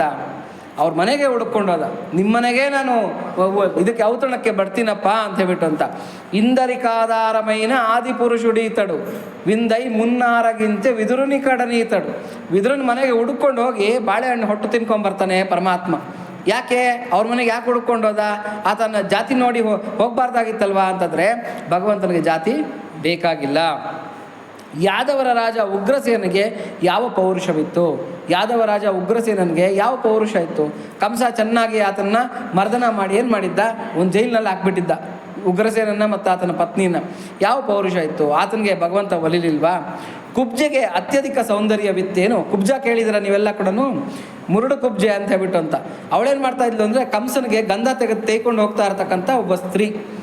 ಇವಳೇನಾಗಿರ್ತಾಳೆ ಅಂದರೆ, ಪೂರ್ವಜನ್ಮದಲ್ಲಿ ಶೂರ್ಪನಖ ಗೊತ್ತು ನಮಗೆಲ್ಲ, ರಾಮಾಯಣದಲ್ಲಿ ಬರ್ತಕ್ಕಂಥ ಶೂರ್ಪನಖ. ಆ ರಾಮನ ಮೇಲೆ ಇರ್ತಕ್ಕಂಥ ವ್ಯಾಮೋಹ, ಆ ಕಾಮ ವಾಂಚೆ ತೀರಿರಲ್ಲ. ಅದಕ್ಕೇನಾಗಿರುತ್ತೆ, ಮುಂದಿನ ಜನ್ಮದಲ್ಲಿ ಒಬ್ಬ ಕುಬ್ಜೆಯಾಗಿ ಹುಟ್ಟಿರ್ತಾಳೆ. ಅಂದರೆ ಮುರುಡು ಕುಬ್ಜೆ, ಮೈಯೆಲ್ಲ ಗಂಟುಗಳು, ಶರೀರ ನೋಡೋದಕ್ಕೆ ತುಂಬ ಅಸಹ್ಯಕರವಾಗಿ ವಿಕೃತವಾಗಿರ್ತಕ್ಕಂಥ ಶರೀರ. ಹೈಟ್ ಇದ್ದಾಳ ಅಂದರೆ ಹೈಟು ಇಲ್ಲ, ಕುಬ್ಜೆ ಅಂದರೆ ತುಂಬ ಕುಳ್ಳಿ ಅಂತ, ಕುಬ್ಜಾಕಾರ. ಆಮೇಲೆ ಬೆನ್ನು ಬೇರೆ ಬಾಗೋಗಿರುತ್ತೆ ಆಕೆಗೆ, ಬೆನ್ನ ಮೇಲೆ ಬೇರೆ ಒಂದು ಫಣಿ ಇರುತ್ತೆ, ಇಷ್ಟು ಗಾತ್ರದ ಒಂದು ಈ ಒಂಟೆಗೆ ಡುಬ್ಬ ಇರುತ್ತಲ್ಲ ಆ ಥರ ಡುಬ್ಬ ಇರುತ್ತೆ ಆಕೆಗೆ. ನೋಡೋದಕ್ಕೆ ಏನೂ ಚೆನ್ನಾಗಿರೋದಿಲ್ಲ. ಅಂಥ ಒಂದು ಕುಬ್ಜೆ ಬರ್ತಾ ಇದ್ದರೆ ಶ್ರೀಕೃಷ್ಣ ಬಲರಾಮ ಇಬ್ಬರು ಬರ್ತಾ ಇರ್ತಾರೆ. ಸುಂದರಿ, ನಿನ್ನ ಇರ್ತಕ್ಕಂಥ ಚಂದನಾಗರಗಳನ್ನು ನನಗೆ ಕೊಡ್ತೀಯಾ ಅಂತ ಕೃಷ್ಣ ಕೇಳ್ತಾನೆ. ಆಕೆ ಹೇಳ್ತಾಳೆ, ಜೀವನ ಪರ್ಯಂತ ನಾನು ಅವಮಾನನೇ ತಿಂದಿದ್ದೀನಿ, ಎಲ್ಲರೂ ನನ್ನ ಶರೀರನ್ನು ಆಡ್ಕೊಂಡವ್ರೆ, ಹಾಗಾಗಿ ನೀನು ನೋಡಿದ್ರೆ ಸುಂದರಿ ಅಂತ ಕರಿತಾ ಇದೆಯಾ, ನೀನು ನನ್ನನ್ನು ಹೀನಮಾನವಾಗಿ ನೋಡ್ತಾ ಇದೆಯಾ ಅಂತ ಹೇಳ್ಬಿಟ್ಟು ಪ್ರಶ್ನೆ ಮಾಡ್ತಾಳೆ ಕುಬ್ಜೆ.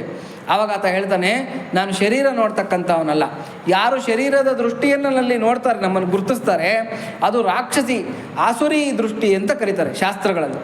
ನಮ್ಮನ್ನು ಯಾರನ್ನು ನೋಡ್ಬಿಟ್ಟು ಓ ದಪ್ಪ ಇದೆಯಾ, ಓ ಸಣ್ಣ ಇದೆಯಾ, ಓ ಉದ್ದ ಇದೆಯಾ, ಕಪ್ಪಗಿದೆಯಾ, ಬೆಳ್ಳಗಿದೆಯಾ, ಕುಳ್ಗಿದೆಯಾ ಅಂತ ಯಾರನ್ನು ನೋಡಿದ್ರೆ ಅದು ಯಾವ ದೃಷ್ಟಿಕೋನ? ಅದು ಆಸುರಿ ದೃಷ್ಟಿಕೋನ. ನಾವು ಅವರನ್ನು ಗುರುತಿಸ್ಬೇಕು. ಅಲ್ಲಿಗೆ ಇವ್ರಿಗೆ ಆಸುರಿ ದೃಷ್ಟಿ ಇದೆ ಅಂತೇಳ್ಬಿಟ್ಟು. ಭಗವದ್ ದೃಷ್ಟಿ ಇರ್ತಕ್ಕಂಥವ್ರು ಶರೀರದಿಂದ ನಮ್ಮನ್ನು ಗುರುತಿಸಲ್ಲ. ಬಲ್ಪುಗಳು ಯಾವ ಥರ ಇದ್ರೇನೋ, ಅದು ಟ್ಯೂಬ್ಲೈಟ್ ಆಗಿದ್ರೇನೋ, ಇದು ಗುಂಡು ಬಲ್ಪ್ ಆಗಿದ್ರೇನೋ, ಇನ್ನೊಂದೇನೋ ಬಲ್ಪ್ ಆಗಿದ್ರೇನೋ, ಒಳಗೆ ಉರಿತಾ ಇರ್ತಕ್ಕಂಥ ವಿದ್ಯುತ್ತು ಒಂದೇ ಅಲ್ವಾ? ಆ ಥರ ಭಗವದ್ ಭಕ್ತರು ಎಲ್ಲ ಶರೀರಗಳಲ್ಲಿರ್ತಕ್ಕಂಥ ಪರಮಾತ್ಮನನ್ನೇ ನೋಡ್ತಾರೆ ಹೊರತಾಗಿ ಅವ್ರಿಗೆ ಆ ಶರೀರಗಳು ಹೆಂಗಿದ್ರೇನಂತಂದ್ರೆ ನಮ್ಗೆ ಬೇಕಾಗಿಲ್ಲ ಅದು. ಅದಕ್ಕೆ ಏನು ಹೇಳ್ತಾರೆ? ವಿದ್ಯಾ ವಿನಯ ಸಂಪನ್ನೆ ಬ್ರಾಹ್ಮಣೆ ಗವಿ ಹಸ್ತಿನಿ ಶುನಿಚೈವ ಸ್ವಪಾಕೇಚ ಪಂಡಿತ ಸಮದರ್ಶಿನಃ. ಸಮದರ್ಶಿತ್ವ ಅಂದರೆ ಅದೇ, ಒಂದು ನಾಯಿಯನ್ನು ನೋಡಲಿ, ಒಂದು ಆನೆಯನ್ನು ನೋಡಲಿ, ಒಂದು ಹಸುವನ್ನು ನೋಡಲಿ, ಒಬ್ಬ ವಿದ್ಯಾಸಂಪನ್ನನಾಗಿರ್ತಕ್ಕಂಥ ಬ್ರಾಹ್ಮಣನನ್ನು ನೋಡಲಿ, ಅಥವಾ ಅವಿದ್ಯಾವಂತನಾಗಿರ್ತಕ್ಕಂಥವನನ್ನು ನೋಡಲಿ, ಇದು ಏನು ಆಚಾರ ವ್ಯವಹಾರ ಇಲ್ಲದೆ ಇರತಕ್ಕಂಥವರನ್ನು ನೋಡಲಿ, ಎಲ್ಲರ ದೃಷ್ಟಿಕೋನದಲ್ಲೂ ಇವನು ಏನಂತ ನೋಡ್ತಾ ಇರ್ತಾನೆ? ಇದೆಲ್ಲ ಭಗವಂತನೇ ಬೇರೆ ಬೇರೆ ರೂಪಗಳಲ್ಲಿ ಕಾಣಿಸ್ಕೊಳ್ತಾ ಇದ್ದಾನೆ ಅನ್ನೋ ದೃಷ್ಟಿನಲ್ಲೇ ನೋಡ್ತಾ ಇರ್ತಾನೆ ಹೊರತಾಗಿ ಒಬ್ಬ ಭಕ್ತನಿಗೆ ಮೇಲು ಕೀಳುಗಳ ಭಾವನೆ ಇರೋದಿಲ್ಲ. ಮೇಲು ಕೀಳುಗಳ ಭಾವನೆಯನ್ನು ಮಾಡ್ತಾ ಇದ್ದಾನೆ, ಶರೀರ ದೃಷ್ಟಿನಲ್ಲಿ ನೋಡ್ತಾ ಇದ್ದಾನೆ ಅಂತಂದರೆ ಅದರ ಅರ್ಥ ಏನು? ಅವನಿಗೆ ಆಸುರಿ ದೃಷ್ಟಿಕೋನ ಇದೆ, ಇವನಿಗಿನ್ನ ದೈವಿ ದೃಷ್ಟಿಕೋನ ಬಂದಿಲ್ಲ. ಅವನು ಪಂಡಿತನೇ ಆಗಿರ್ಬೋದು, ಮೈ ತುಂಬ ವಿಭೂತಿಗಳು ನಾಮಗಳು ಎಲ್ಲ ಬಳ್ಕೊಂಡಿರ್ಬೋದು, ರುದ್ರಾಕ್ಷಿ ತುಳಸಿ ಮಾಲೆಗಳನ್ನು ಹಾಕ್ಕೊಂಡಿರ್ಬೋದು, ಚೆನ್ನಾಗಿರ್ತಕ್ಕಂಥ ಜರ್ತಾರಿ ಮಡಿನೇ ಉಟ್ಕೊಂಡ್ಬರ್ಬೋದು, ಆದರೆ ಅವನು ಪಂಡಿತ ಅಲ್ಲ. ಪಂಡಿತ ಸಮದರ್ಶಿನಃ. ಎಲ್ಲರೊಳಗೂ ಒಂದೇ ವಸ್ತುವನ್ನು ಯಾವನು ನೋಡ್ತಾ ಇದ್ದಾನೋ ಅವನು ಪಂಡಿತನೇ ಹೊರತಾಗಿ ಶಾರೀರಿಕವಾಗಿರ್ತಕ್ಕಂಥ ದೃಷ್ಟಿಯಿಂದ ಜಾತಿಯಿಂದ ನಮ್ಮನ್ನು ಗುರುತಿಸ್ತಾ ಇರ್ತಕ್ಕಂಥವನು ಯಾವತ್ತಿಗೂ ಕೂಡ ಅವನು ಪಂಡಿತನಾಗೋದಕ್ಕೆ ಸಾಧ್ಯನೇ ಇಲ್ಲ. ಶಂಕರ ಭಗವತ್ಪಾದರು ಅದ್ವೈತವನ್ನು ಎಲ್ಲ ಕಡೆ ಪ್ರಚಾರ ಮಾಡ್ಕೊತ ಬರ್ತಾ ಇರ್ತಾರೆ. ಅದ್ವೈತ ಅಂದರೆ ಏನರ್ಥ? ದ್ವೈತ, ಎರಡನೇ ವಸ್ತುನೇ ಇಲ್ಲ ಅಂತಕ್ಕಂಥದ್ದು. ಅಂದರೆ ಇರೋದು ಯಾವುದು? ಪರಮಾತ್ಮ ಒಬ್ಬನೇ ಜೀವ ಜಗತ್ತಾಗಿ ಕಾಣಿಸ್ಕೊತಾ ಇದ್ದಾನೆ ಅಂತಕ್ಕಂಥದ್ದೇ ಅದ್ವೈತ. ಇದನ್ನೆಲ್ಲ ಕಡೆ ಪ್ರಚಾರ ಮಾಡ್ಕೊಳ್ತಾ ಈ ಶಂಕರಾಚಾರ್ಯರಿಗೆ ಒಂದೇ ಒಂದು ಏನಿರುತ್ತೆ ಅಂದರೆ ಮಡಿ ಮಾಡ್ತಾ ಇರ್ತಾರೆ. ಮಡಿ ನೀನು ದೂರ ನಾನು ದೂರ ಅಂತಕ್ಕಂಥದ್ದು. ಈ ಮಡಿ ಅನ್ನೋದು ಸಂಸ್ಕೃತ ಪದ ಅಲ್ಲ, ಕನ್ನಡ ಪದ ಅದು ಆ್ಯಕ್ಚುಲಾಗಿ. ಮಡಿ ಅನ್ನೋದಕ್ಕೆ ಸಂಸ್ಕೃತದಲ್ಲಿ ಪದನೇ ಇಲ್ಲ. ಶುಚಿರ್ದಕ್ಷ ಅಂತ ಹೇಳ್ತಾನೆ ಭಗವಂತ, ಅಂದರೆ ಯಾರು ಕ್ಲೀನ್ ಆಗಿದ್ದಾರೋ ಅವನು ಭಕ್ತ ಅಂತ ಹೇಳ್ತಾನೆ ಕೃಷ್ಣ.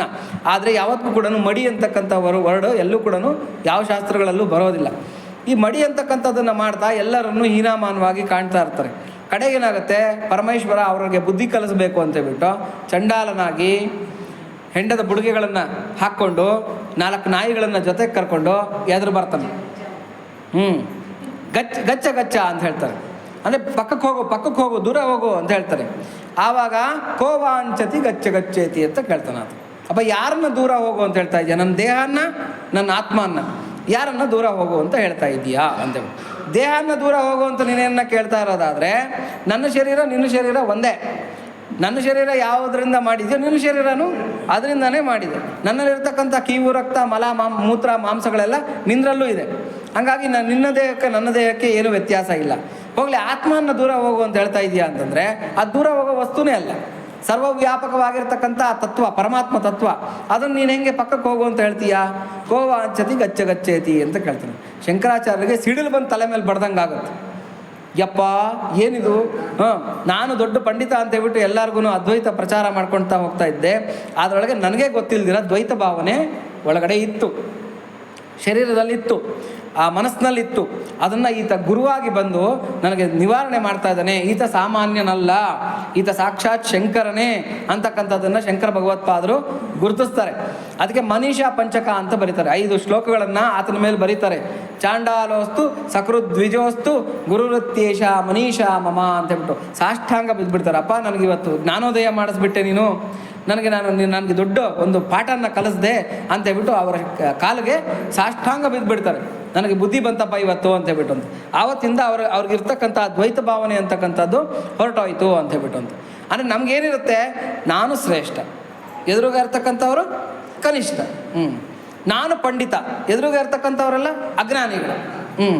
ಆಮೇಲೆ ನಾನು ಸುಂದರ ಶರೀರದವನು, ಬೇರೆಯವರೆಲ್ಲ ಕುರೂಪಿಗಳು ಅಂತಕ್ಕಂಥ.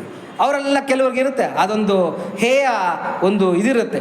ಏನು ಅಂತಂದರೆ ಇವನು ಮೂಗಿಂಗಿದೆ, ಇವನು ನಡೆಯೋದು ಹಿಂಗೆ ನಡೀತಾನೆ, ಅವರೆಲ್ಲ ಹಾವಭಾವಗಳೆಲ್ಲ ತೋರಿಸಿ ಅವ್ರು ಹಿಂಗೆ ಮಾತಾಡ್ತಾರೆ, ಅವ್ರು ಹಂಗೆ ಮಾತಾಡ್ತಾರೆ ಅಂತೆಲ್ಲ ತೋರಿಸ್ತಕ್ಕಂಥವ್ರು, ಹಿಂಗೆ ನಡೀತಾರೆ ಅಂತ ವಕ್ರವಾಗಿ. ಈತ ಏನೋ ಇಂದ್ರ ಚಂದ್ರ ದೇವೇಂದ್ರನಿದ್ದಂಗೆ ಸ್ವರ್ಗದಿಂದ ಹಿಂಗೆ ನೇರವಾಗಿ ಇಳಿದು ಭೂಮಿಗೆ ಬಂದಂಗೆ.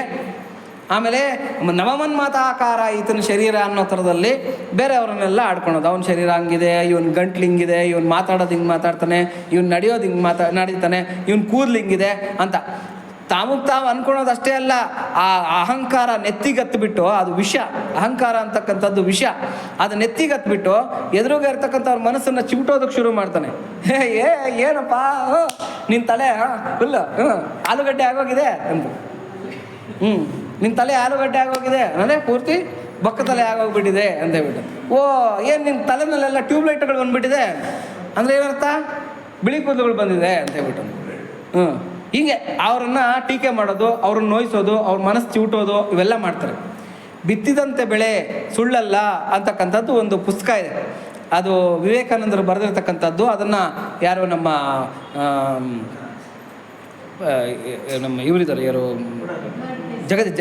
ಜಗದಾತ್ಮಾನಂದಜಿಯವರು, ಅವರೇನು ಮಾಡಿದ್ದಾರೆ, ಅದನ್ನು ಕನ್ನಡಗೆ ಇದು ಮಾಡಿದ್ದಾರೆ. ಅದರಲ್ಲಿ ಒಂದು ಭಾಗ ಬಿತ್ತಿದಂತೆ ಬೆಳೆ ಸುಳ್ಳಲ್ಲ ಅಂತ ಹೇಳ್ಬಿಟ್ಟು, ಅದರಲ್ಲಿ ಎಡ್ಗರ್ಡ್ ಕೇಸಿ ಅಂತಕ್ಕಂಥವನ ಅನುಭವಗಳನ್ನು ತೊಗೊಂಡಿದ್ದಾರೆ. ಅಮೇರಿಕಾದಲ್ಲಿದ್ದ ಆತ ಮನಃಶಾಸ್ತ್ರಜ್ಞ ಡಾಕ್ಟರ್ ಎಡ್ಗರ್ಡ್ ಕೇಸಿ ಅಂತ ಹೇಳ್ಬಿಟ್ಟು ಅಂತ. ಆತ ಏನು ಮಾಡ್ತಾ ಇದ್ದ ಅಂತಂದರೆ, ಯಾರೇ ಆತನ ಹತ್ರಕ್ಕೆ ಟ್ರೀಟ್ಮೆಂಟ್ಗೆ ಬಂದರೆ ಆತನಿಗೆ ಆ ಕಾಯಿಲೆ ಯಾಕೆ ಬಂತು, ಅದಕ್ಕೆ ಕಾರಣ ಏನು, ಇದನ್ನೆಲ್ಲ ಕೂಡ ಆತ ಏನು ಮಾಡ್ತಾ ಇದ್ದ, ಧ್ಯಾನ ಸಮಾಧಿಗೆ ಹೋಗ್ಬಿಟ್ಟು ಅದನ್ನು ವಿವರಿಸ್ತಾ ಇದ್ದ. ಸುಪ್ತಾವಸ್ಥೆಗೆ ಹೋಗ್ಬಿಟ್ಟು ಏನೋ ಸಬ್ಕಾನ್ಷಿಯಸ್ ಮೈಂಡಲ್ಲಿರ್ತಕ್ಕಂಥದ್ದನ್ನೆಲ್ಲ ತೊಗೊಂಡು ಆತ ವಿವರಿಸ್ತಾ ಇದ್ದ. ಅದನ್ನು ಓದಿ, ಭಾಳ ಚೆನ್ನಾಗಿದೆ, ಅದು ಚಿಕ್ಕ ಪುಸ್ತಕ, ಅದು ಬಿತ್ತಿದಂತೆ ಬೆಳೆ ಸುಳ್ಳಲ್ಲ ಅಂತ ಹೇಳ್ಬಿಟ್ಟು ಅಂತ. ಅದರಲ್ಲಿ ಆತ ಹೇಳ್ತಾನೆ, ಎಡ್ಗರ್ಡ್ ಕೇಸಿ ಕೆಲವು ಕೇಸುಗಳಲ್ಲಿ ಹೇಳ್ತಾನೆ, ಯಾಕೆ ಈ ಥರದ್ದೆಲ್ಲ ಬರುತ್ತೆ ಅಂತಂದರೆ, ಯಾರು ಬೇರೆಯವರನ್ನು ಆಡ್ಕೊಂಡಿರ್ತಾರೋ ಅವ್ರಿಗೆ ಮುಂದಿನ ಜನ್ಮದಲ್ಲಿ ಅದೇ ಪರಿಸ್ಥಿತಿ ಬರುತ್ತೆ. ಯಾರನ್ನ ನಾವು ದಪ್ಪ ಇದ್ದಾರೆ ಅಂತ ಆಡ್ಕೊಂಡಿದ್ರೆ ಅದರಲ್ಲಿ ಬರುತ್ತೆ, ಉದಾಹರಣೆಗಳು ಬರುತ್ತೆ ನೋಡಿ. ಯಾರನ್ನ ದಪ್ಪ ಇದ್ದಾರೆ ಅಂತ ಆಡ್ಕೊಂಡಿದ್ರೆ ಮುಂದಿನ ಜನ್ಮದಲ್ಲಿ ಸ್ಥೂಲಕಾಯದವನಾಗಿ ಹುಟ್ಟಿರ್ತಾನಂತೆ. ಯಾವನ್ನ ಕೃಷಕಾಯ ಅಂತ ಆಡ್ಕೊಂಡಿದ್ರೆ ಮುಂದಿನ ಜನ್ಮದಲ್ಲಿ ಕೃಷಕಾಯ ಬರುತ್ತೆ.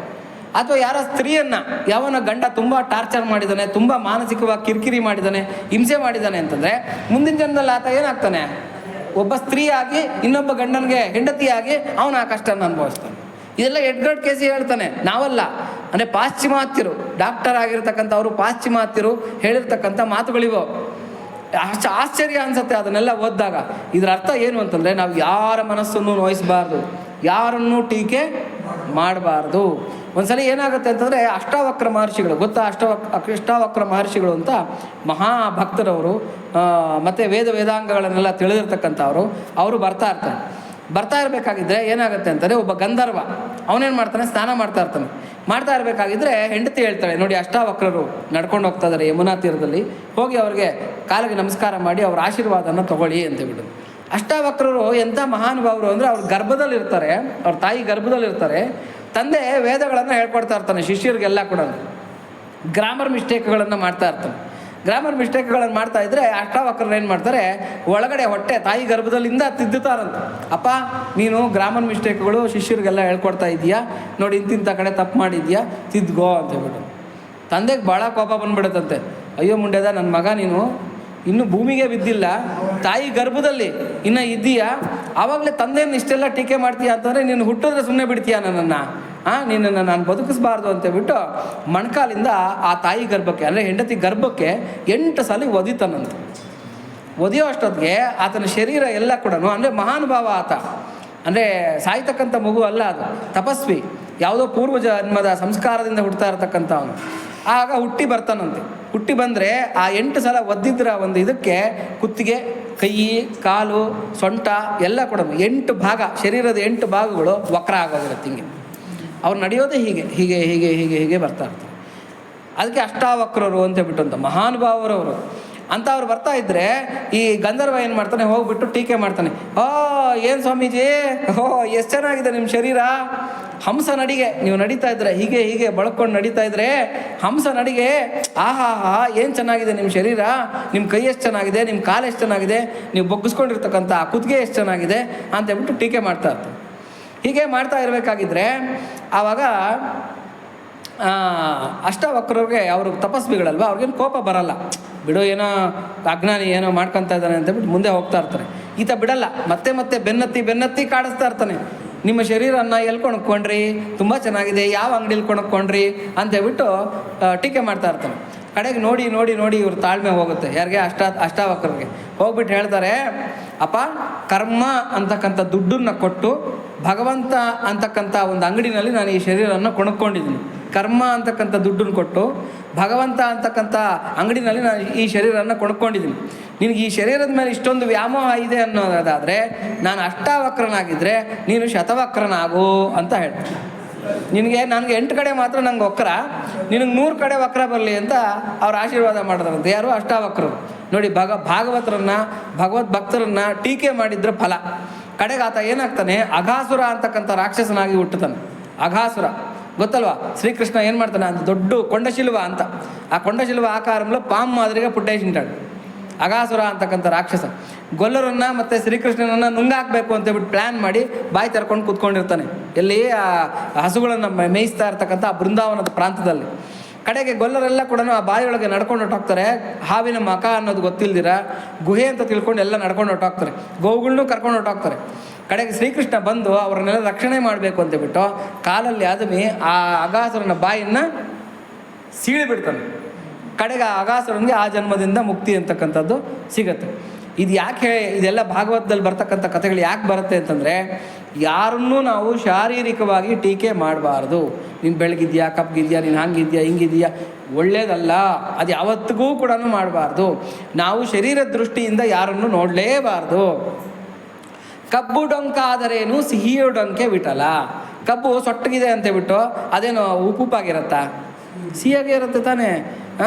ಆಕಳು ಡೊಂಕಾದರೇನು ಹಾಲು ಡೊಂಕೆ ವಿಠಲ. ಯಾವುದೋ ಒಂದು ಹಸುಗೆ ಬಾಲನೋ ಅಥವಾ ಕಾಲೋ ಒಂದು ಸ್ವಲ್ಪ ಡೊಂಕಾಗಿರುತ್ತೆ, ಹಂಗಂತೇಳ್ಬಿಟ್ಟು ಹಾಲಿನ ಡೊಂಕಾಗಿ ಬರುತ್ತಾ? ಇಲ್ವಲ್ಲ, ಅದು ಚೆನ್ನಾಗೇ ಇರುತ್ತಲ್ವಾ.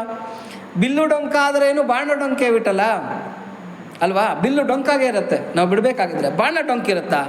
ಬಾಣ ನೆಟ್ಟಿಗೆ ಹೋಗುತ್ತೆ. ಹಾಗೆ ನಾವು ಶಾರೀರಿಕವಾಗಿ ಯಾರನ್ನು ಕೂಡ ನೋಡಬಾರ್ದು. ಕಪ್ಪೆ ಚಿಪ್ಪು ಕಪ್ಪಗಿದ್ರೇನು ಬೆಳಗಿದ್ರೇನು ಹೆಂಗಿದ್ರೇನಂತೆ, ಅದ್ರ ಒಳಗಿರ್ತಕ್ಕಂಥ ಮುತ್ತಿಗೆ ಬೆಲೆ ಹೊರತಾಗಿ ಕಪ್ಪೆ ಚಿಪ್ಪು ಯಾರೂ ಬೆಲೆ ಕೊಡೋದಿಲ್ಲ. ಮುತ್ತು ತೆಗೆದ ತಕ್ಷಣ ಕಪ್ಪೆ ಚಿಪ್ಪನ್ನು ಏನು ಮಾಡ್ತಾರೆ? ಎತ್ತು ಬಿಸಾಕ್ತಾರೆ ಪಕ್ಕಕ್ಕೆ. ಹಾಗೆ ಶರೀರಕ್ಕೆ ಬೆಲೆ ಇಲ್ಲ. ಶರೀರ ನೋಡಿ, ಇಲ್ಲ ಬೂದಿ ಆಗುತ್ತೆ, ಇಲ್ಲ ಮಣ್ಣಾಗುತ್ತೆ, ಇಲ್ಲ ಯಾವುದಾದ್ರೂ ಪ್ರಾಣಿಗಳು ತಿಂದರೆ ಪ್ರಾಣಿಗಳ ಮಲ ಆಗುತ್ತೆ. ಅಷ್ಟು ಬಿಟ್ಟರೆ ಈ ಶರೀರಕ್ಕೆ ಬೇರೆ ಇದಿಲ್ಲ, ಏನೂ ವಿಶೇಷತೆ ಏನೂ ಇಲ್ಲ. ಆದರೆ ಆತ್ಮಕ್ಕೆ, ನಮ್ಮಲ್ಲಿರ್ತಕ್ಕಂಥ ಚೈತನ್ಯಕ್ಕೆ, ನಮ್ಮಲ್ಲಿರ್ತಕ್ಕಂಥ ಜ್ಞಾನಕ್ಕೆ ಬೆಲೆ. ಹಾಗಾಗಿ ನಾವು ಒಬ್ಬ ಮನುಷ್ಯನನ್ನು ಆ ಥರಲ್ಲಿರ್ತಕ್ಕಂಥ ವಿಶೇಷತೆಯಿಂದ ಗುರುತಿಸ್ಬೇಕೇ ಹೊರತಾಗಿ ಮನುಷ್ಯನ ಶರೀರದಿಂದ ನಾವು ಗುರುತಿಸೋದಕ್ಕೆ ಹೋಗಬಾರ್ದು ಅಂತೇಳ್ಬಿಟ್ಟು. ఏ పుట్లో ఏ పాము ఉంటుందో, ಹೌದಾ? ಕೇಳಿರ್ತೀವಿ. ಯಾವ ಹುತ್ತದಲ್ಲಿ ಯಾವ ಹಾವು ಇರುತ್ತೋ ಗೊತ್ತಿಲ್ಲ, ಒಳಗೆ ಬಗ್ಗಿ ನೋಡಿದ್ರೆ ಗೊತ್ತಾಗುತ್ತೆ. ಅದೇ ಥರನೇ ಯಾವ ಶರೀರದಲ್ಲಿ ಎಂಥ ಚೈತನ್ಯ ಇರುತ್ತೋ ನಮ್ಗೆ ಗೊತ್ತಿರೋದಿಲ್ಲ. ನಾವು ಒಂದು ಪ್ರವಚನದಲ್ಲಿ ಕೇಳಿದ್ವಿ, ಈ ಬೆಂಗಳೂರು ಈ ರಾಮಕೃಷ್ಣ ಆಶ್ರಮದಲ್ಲಿ ಇದು ನಡೀತಾ ಇತ್ತಂತೆ, ಯಾವುದು ರಾಮಾಯಣ ಪಾರಾಯಣ ನಡೀತಾ ಇತ್ತಂತೆ. ಆ ರಾಮಾಯಣ ಪಾರಾಯಣಕ್ಕೆ ಏನಾಗ್ತಾ ಇತ್ತಂತೆ ಅಂದರೆ, ದಿನ ಒಂದು ನಾಯಿ ಬರೋದಂತೆ.